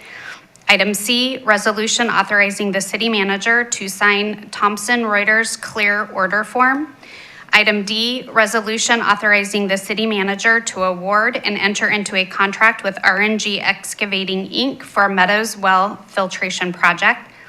Item E, resolution authorizing the city attorney to sign agreements in the National Opiate Litigation Settlement, Teva, Allergen, CVS, Walgreens, and Walmart. Item F, resolution authorizing the city manager to sign public body work order contract with DePaul Industries, Inc. for temporary staffing services. Item G, approval of March 20, 2023 regular session minutes. And item H, approval of March 27th, 2023 work session minutes. Thank you very much. Are there any polls? All right, Council President Starr. I move that the city council adopt the consent calendar. Second? The consent calendar, items A through H have been moved and seconded. All in favor signify by saying aye. Aye. Opposed signify by saying no. Hearing no objection, motion passes unanimously with 2 absent, and that is Cross and Husband. Other business, this time is provided to allow the mayor, city council members, or staff an opportunity to bring new or old matters before the council that are not on tonight's agenda. Mr. Brown, are there any items? Yes, indeed.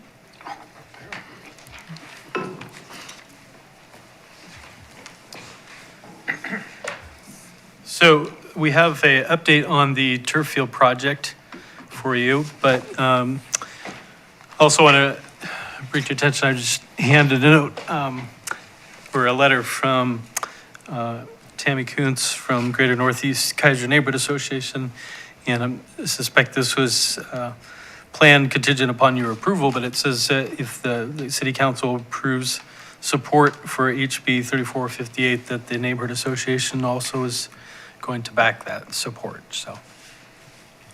Okie dokie. That's appreciated.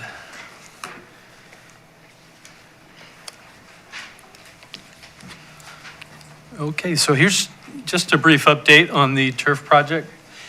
This is our land, Shamawa Road and Walsh Way, and superimposing the design over it. It's just difficult to see, so I'll take the satellite imagery away on the next slide. So you can see our two parks, two multi-use fields here. And this is the most recent design. This field actually will also be striped perpendicular to this soccer field, so there'll be two U12 size fields. It'll also be marked for lacrosse. There's permanent striping on these fields, and then there's marks that can be used for temporary striping for other sports. So for a lacrosse, for instance, they might mark the corners of the cone for the goal, and then when the play happens, before the games happen, they go out and put the temporary markings down that can ultimately be washed away. So, and then this is the parking spaces, 191 spaces available, which is more than adequate. There's a bathroom that's designed for this space right here, and there's also some spots for food trucks to park for a heavy crowd on a Saturday, and hopefully that park would be busy all day. And Coffee for the parents. that's right. And tacos for lunch. Yes. So yeah, that's the current design that we're working with. And we met with the engineers last week, had a great meeting with our city attorney there and our engineer and public works director, myself, and some of the folks that we're working with on a cooperative purchasing agreement. Sorry, this one shows up better on my screen than it does on yours, but on the left side, our revenues here, city ARPA dollars, $2 million, $2 million. SDCs, we think between $600,000 and $650,000. And if we were able to secure $1 million from the capital funding request, that would leave a gap to fundraise of about $900,000. Expenditure-wise, that's $6.5 million project. This is really roughly how it breaks down between construction, site improvements, and equipment. Site improvements being mostly the parking and the bathrooms. The construction would be everything from the fence inward. So on this drawing, you can see the two components of it, and what we're considering. The field and lighting is circled or highlighted in this square. There's a fence around these fields, and that's to keep food out and unwanted pass-through traffic and stuff, to protect the turf, protect things that you don't want in there, dogs, things like that. That, we're looking at a cooperative purchasing agreement through a national organization called Sourcewell, and the city's done a lot of business with Sourcewell before, so it's not a new thing, but they used to be called the National Joint Powers Alliance, NJPA, probably 10 years ago, but they've been around for a very long time. They have, or I should say, Field Turf, a company in Oregon, a company located in Oregon, that's done a lot of projects around us, has an agreement with Sourcewell. That means they've gone through a competitive purchasing process with Sourcewell that meets the standards set by most states. And it allows other people to ride onto those contracts. And it's a maximum price. We can still negotiate with them for something below that price. For instance, when we met with them, they were at the field, and our public works director, Mr. Lawyer, brought to their attention that they could relocate soil, the excavated soil, on site to the swale just further south on Walsh Way. They were very excited about that and recognized that the cost would be extremely lower, much lower than having to truck it off-site and pay for it to be taken. So, and then also Mr. Lawyer says, and by the way, there's a rock quarry right next to you too that might be able to find the rock you need for the base. So we're not locked into the price they have through Sourcewell. It just means they've gone through a process that meets the state standards and our standards.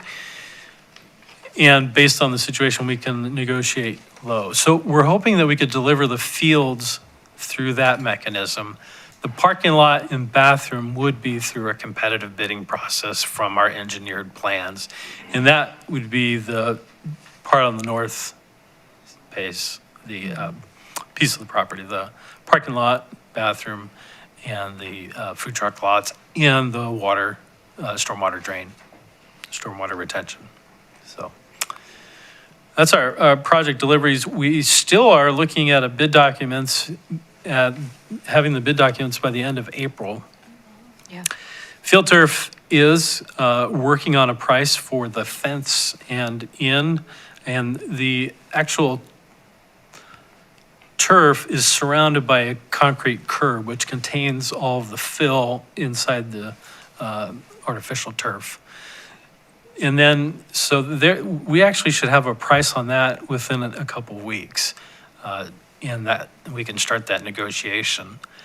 For the parking lot and bathroom, that's gonna depend on when the remaining funds are available. Also, the last thing is that if we did go forward through the cooperative purchasing agreement for the field fence and light, we have the convenience of being able to work with the contractor's schedule. Often it's better for them to have a fall project than try to cram something in a summer project. And if that works better financially for us, it's not a problem for us waiting. We don't look to program it until next year anyway. So I think that's in our favor for being flexible on the construction dates.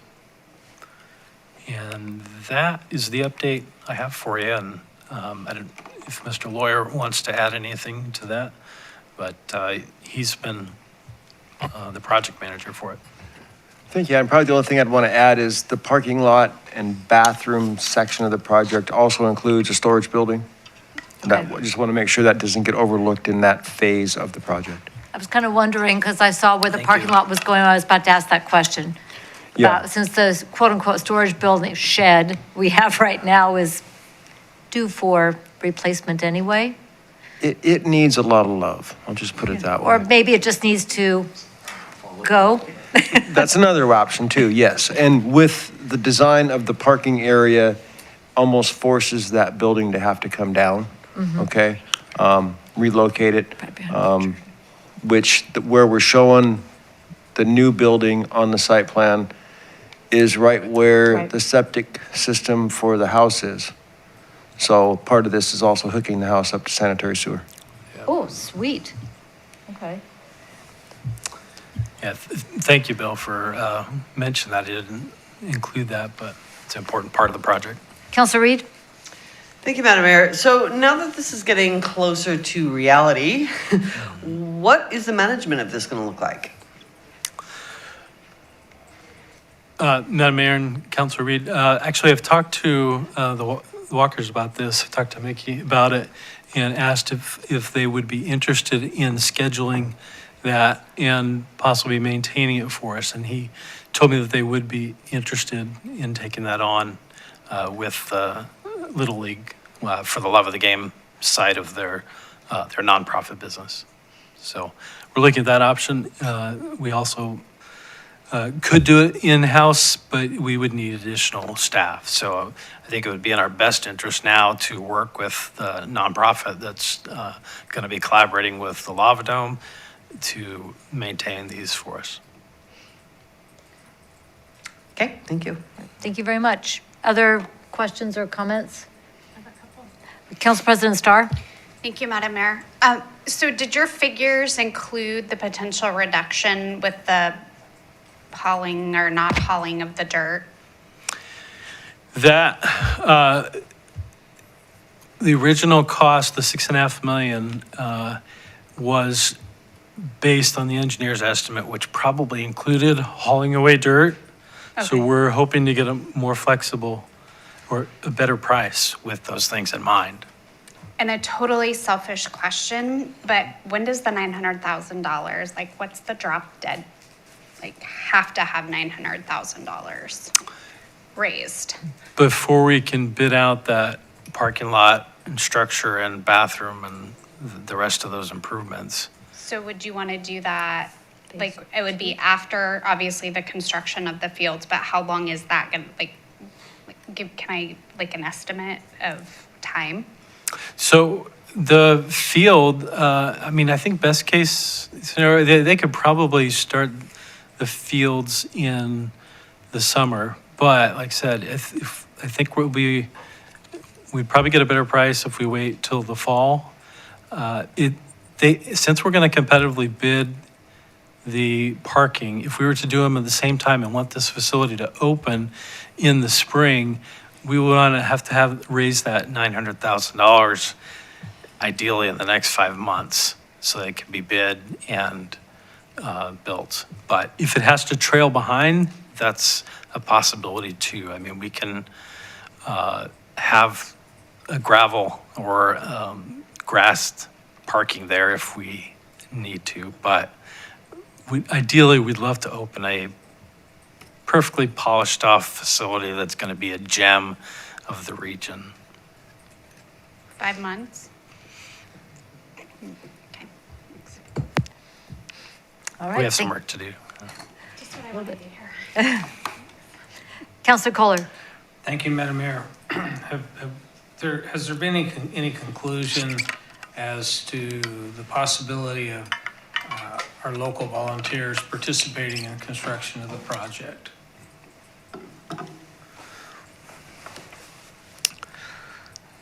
We've, talked about that, Madam Mayor and Councilor Kohler. We've talked about it. It's difficult. If we had to break up a piece of it that might be able to be done by volunteers, the parking spot, some of the grading, maybe. The construction, I don't know if that's going to be a realistic possibility to have a bathroom and the building, all that. So, Mr. Lawyer. Thank you, Adam. On a project like this, the challenge with using volunteers is if a business wants to donate their staff, time, and equipment, they have to be paid prevailing wage because it's a prevailing wage project. So as long as donors, volunteers understand that dynamic, it could possibly be worked into it. If a business owner wanted to donate their own time, then they can do that as a business owner. But if their staff, employees are being paid, they have to be paid prevailing wage with all the benefits that are associated with prevailing wage rules and all that because it's public money. Not to say it can't be done, it's just more difficult and problematic from tracking all of that and making sure that we have the proof that it was handled correctly. Follow up. Thank you, Madam Mayor. So if we worked with a gravel company and they said, well, the regular price for this 3/4 minus or 2-inch minus, whatever they're going to put into the different levels of that foundation, then they could bid or give us a screaming deal on that if that's what they wanted to do. My understanding is donated materials could be just that, donated materials. Okay, if the gravel pit, Knife River, which is right next door, chose to give the project a good deal on the rock, they could do that because materials are not bound to the prevailing wage rules. That's just the labor. Mr. Johnson? To follow up on Mr. Lawyer, so as an example, it would be typically bid delivered. So Knife River in this example could give us a deal on the gravel itself, but the truck driver delivering it would have to be paid prevailing wage.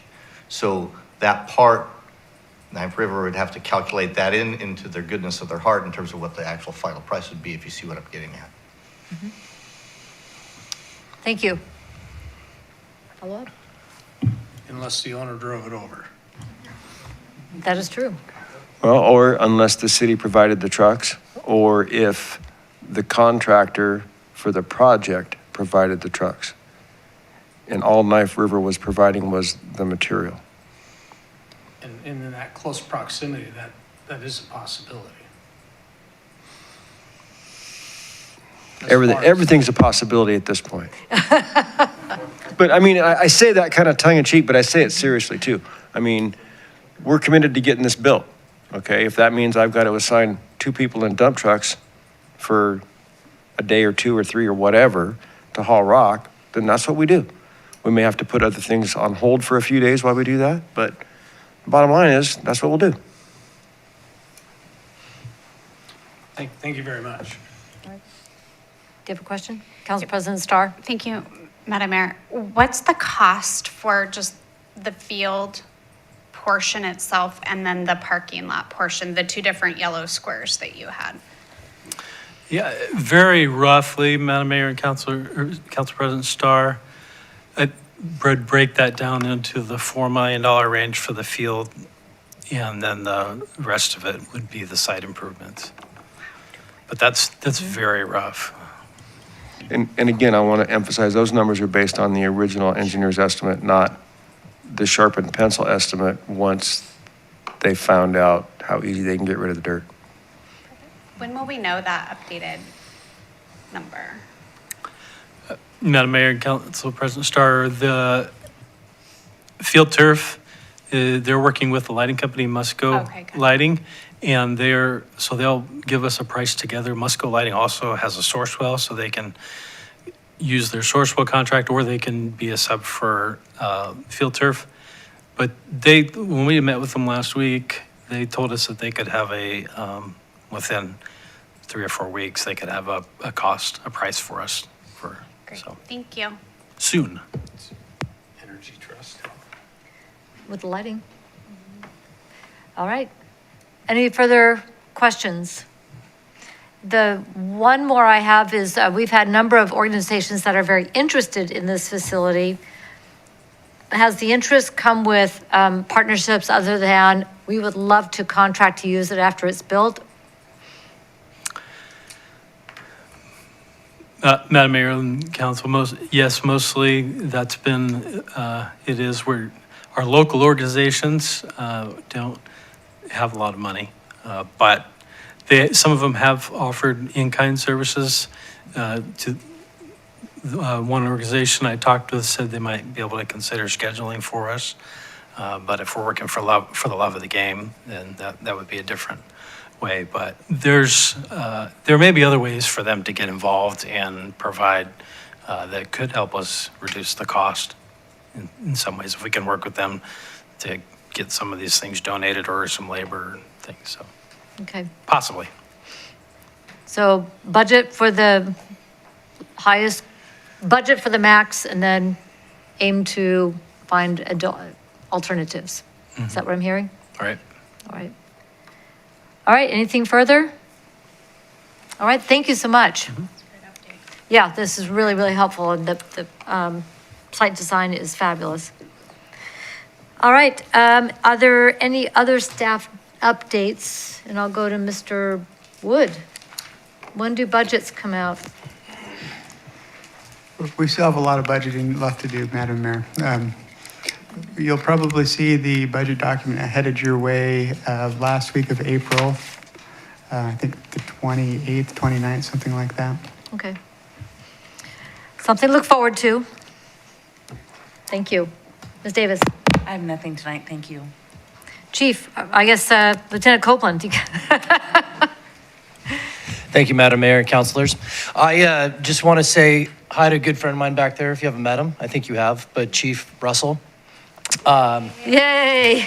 Yes, and I have it on good authority, someone that was on his panel, that has sat on many panels in this career, it wasn't me, that was one of the best, that was the best interview that he's ever heard. So, well done.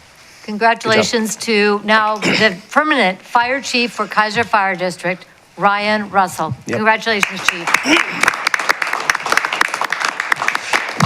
Yeah, Chief Russell and I worked together on the road for many years, so we got to hang out for a long time. So anyways, definitely the right man for the job.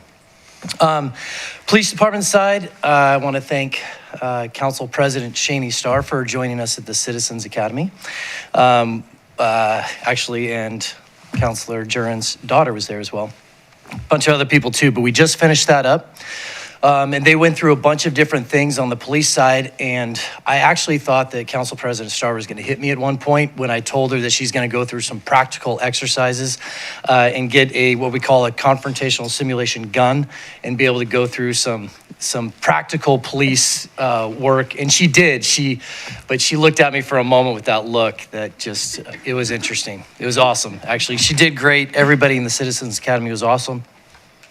We're wrapping that up with a jail tour and a tour of dispatch at the end of the month. So, and that'll be the last little bit. The only other thing of real citywide importance is we are going to put together with my friends in the row over there with Tammy Coons and Bill White and Jackie, an all city kind of neighborhood watch startup meeting on May 4th. So we're going to host it here at the Civic Center, but we're hoping also to give an online option. So if people can't get out of their houses, that they can have a Zoom link to this. It'll just be information for every neighborhood within the city if they want to start a neighborhood watch group, how to do that and how to get those things started. So that is coming. Super fun. Fantastic. Will that be on the website where people do they need to register or just show up? They can just show up. It wouldn't be bad to RSVP just so we have enough chairs in the room. However, they can just show up. But we will advertise through Facebook, Nextdoor, and probably, I don't know if it'll make it on our website, but it'll be pushed out there through social media. All right, looking forward to sharing that. Do we have a time on that? 7 p.m. 7 p.m., all right. Thank you very much, appreciate that. Mr. Lawyer? Nothing tonight. Thank you, Madam Mayor. All right, thank you. Mr. Johnson? Nothing tonight. Thank you, Madam Mayor. All right, thank you. That takes us to council member reports, and we'll start with Councilor Duran. Thank you, Madam Mayor. I have nothing tonight. All right. Council President Starr. Thank you, Madam Mayor. Congratulations, Chief Russell. Wonderful Rotary fundraising dinner on Saturday night. It was fun to see the different variations of outfits. I loved it. It was great. And then, yeah, that was it. But it was a lot of fun. So congratulations to Keizer Rotary. They raised over $40,000. Bravo. All right, thank you very much. Councilor Kohler. Thank you, Madam Mayor. I had my own little dinner Saturday night, and it was on the beach. Thanks. It was really tough, but somebody's got to do it. I know, way to take one for the team. Yes. Keizer Community Dinner was held since our last council meeting, and we've had just under 200 meals. Thank you very much, Keizer Community Library, for their helping to serve that meal and to provide some funding for it also. So there's some progress still being made for the birthday party for Keizer. I know Councilor Reed has some things that I'll let her update on that. We've talked to a couple of schools about having their grade schools come in and perform. And it's been kind of interesting to see the reaction. Oh, you mean we can do that? It's like, yeah. So anyway, it's been fun. Things are coming along. There'll be a lot more progress probably Thursday at our diversity meeting on Thursday evening, which is the same evening as our community forum, candidate forum. So come to the first meeting at 6 and then come to the candidate forum at 7. Should be fun. And I got to spend a little bit of time with Ernesto Rosales, former mayor of Conchila Valley in the Long Beach area in California. I presented him with one of our Keizer pens, and he proudly wore that the whole day. It was really neat seeing perspective of the mayor there. He speaks more Spanish than English, which was just a lot of fun to be around him. Great guy, and restores faith in politicians. Anyway, he's a really good guy. I got lots of meetings coming up next week, and so we'll see y'all in lots of places. Thank you. All right, thank you very much. Councilor Reed. Thank you, Madam Mayor. I also got to attend the Rotary dinner, and it was great fun, very well attended, and very enthusiastic attenders. It was a lot of fun. So Thank you for all of those who put a lot of effort into that. We had the Keizer Heritage Foundation Financial Policies meeting, the first one of those, so that's a good thing to get set out. We appreciate the efforts of that committee. Track season starts at McNary. We only have 2 home meets this year, and so that will be on the 12th and the 26th. So love the fact that we have those are fully staffed by volunteers, and I think we're the only ones in the district who can claim that. So that's always been a fun thing. I do that every year, and that's been a lot of fun. So.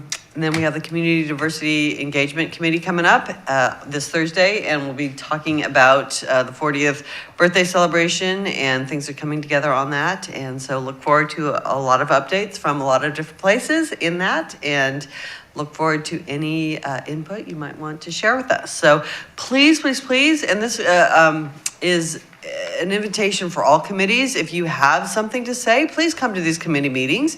This is where your voice can be heard. We want to hear from you regardless of what committee. So we invite you to the Community Diversity Engagement Committee because we're talking about the 40th birthday party, but in any committee, you are welcome, and we would love to hear your voice. And it holds a lot of weight. Yes, you can make your voice heard on social media, but it carries a whole lot more weight if you show up in person. So I would extend that invitation to everyone. So that is all I have. All right, thank you very much. Youth Counselor Sarmiento. Thank you, Madam Mayor. I only have a few reports. For 2 weeks, we have, I believe, about like 34 German exchange students that are here at McNary, which we host every other year, I believe. They're all very kind, and it's a wonderful opportunity for McNary students to learn more about German culture and our German students to learn more about the language. And we have district festivals for band, choir, and orchestra. Band's district festival is on the 13th of Thursday next week, and orchestras is on Friday next week. And prom is this Saturday. Permission slips are needed, and tickets are $30. Thank you. That's great. Prom. Where's it going to be held? At the Salem Mission Mill, I believe it's called. Mission Mill? Yes. That'll be lovely. They would do such a good job. So just a couple of other things to bring up. Where I've spent a great deal of time over the last 2 or 3 weeks has been with the Mid-Willamette Valley Homeless Alliance, working on the timeline, the plan, and all the benchmarks for the Governor's Executive Order 2302 regarding housing and homelessness.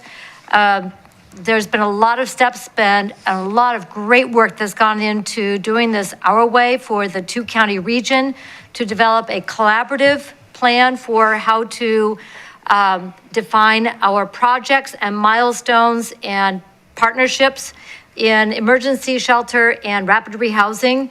And then Community Action Agency has been delegated by the Governor's Office, the lead for the preventive services, but they're not just sitting there, oh, we can do it all by ourselves. They are a great community partner for, again, our 2-county region, and they are working very much in collaboration with housing providers in our region.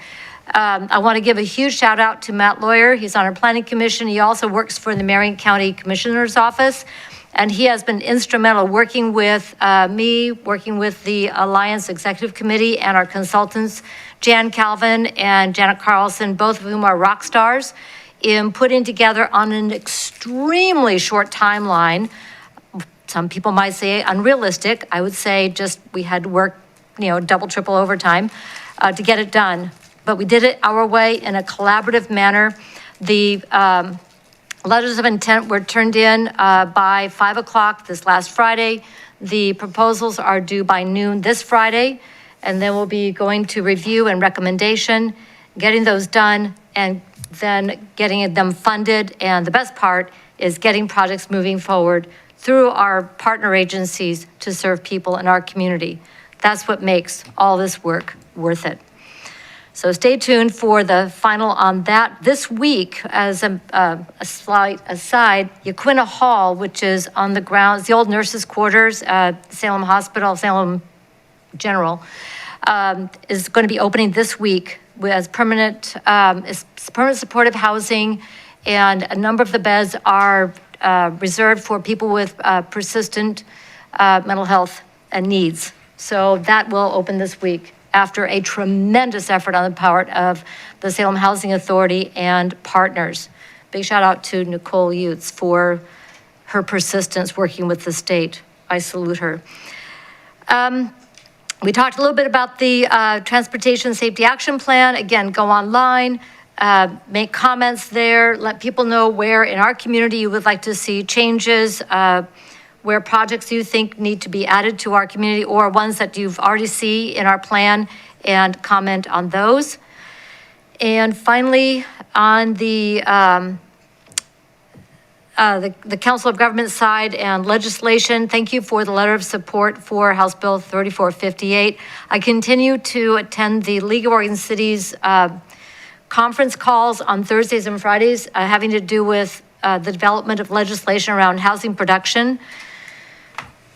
Yeah, we don't have all night. And then on Friday is pretty much a recap of all of the bills that are still in play, and the sausage is being made. So that one, I give a huge hats off to all of the League of Oregon Cities lobbyists who are working very, very hard on all of our behalfs here in Oregon to get the best legislation out of the legislature that we can possibly try for.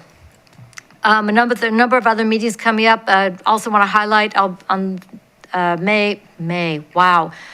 April 11th will be the state of the healthcare system, and I love that it's going to be all of the major healthcare providers in our region are coming together to make a presentation, and it's going to be down at the Salem Convention Center, so I will be attending that. So that's all I have for right now. And but I have a special announcement. I would like to thank Councilor Reed for having her students submit videos for the If I Were Mayor contest. We had 22 submissions, and they did not make it easy to select a winner. They did a fantastic job. The key issues that they addressed were housing and homelessness, education, community involvement, especially cleanup days, arts, theater, and music, youth gathering spaces, parks and green spaces, and a number of other items. So I'm going to start with the honorable mentions. There were 3 that they selected topics rather than if I were mayor. They really zeroed in on a particular organization or topic in this community, and they did an outstanding job. So honorable mentions for community important topics. For library goes to Sophia Walden. She needs to be a youth representative on that board, by the way. On mental health was Gwendolyn Leduc. Fantastic video. For arts and murals, Courtney Brown did a beautiful job talking about the importance of art and murals for telling the story of a community. Honorable mentions for If I Were Mayor go to Haley Schweinoff, Aiden Wilson, and Jackson Alt. All 3 did a fantastic job talking about what they would do if they were able to be, and someday, I think all of them have the opportunity to serve as a mayor.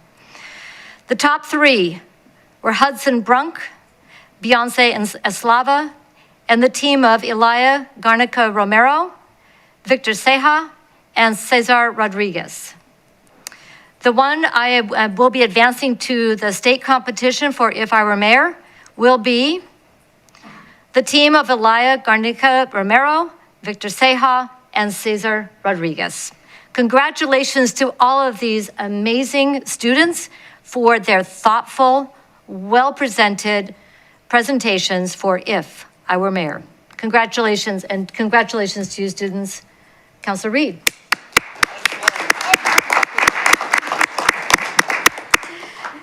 They did not make that easy. So on April 17th, we will bring in the winners, the top 3, and they will receive certificates and a gift card. And we will have certificates for all of the honorable mentions. And then we'll work with Councilor Reed to get them posted to the website with the students' permission. And I'm going to need that, the entry to go to state as quickly as possible. They have to be turned into the OMA, Oregon Mayors Association, by the 7th. Okay. All right, fantastic. Thanks again. wasn't it? It was just amazing. They really did a good job. So once they're posted, we'll make sure we share that out.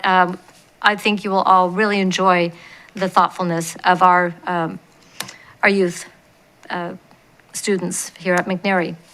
Agenda input, April 10th, which is next Monday at 6 p.m. We will meet in a work session to do our 2023-2024 goal setting.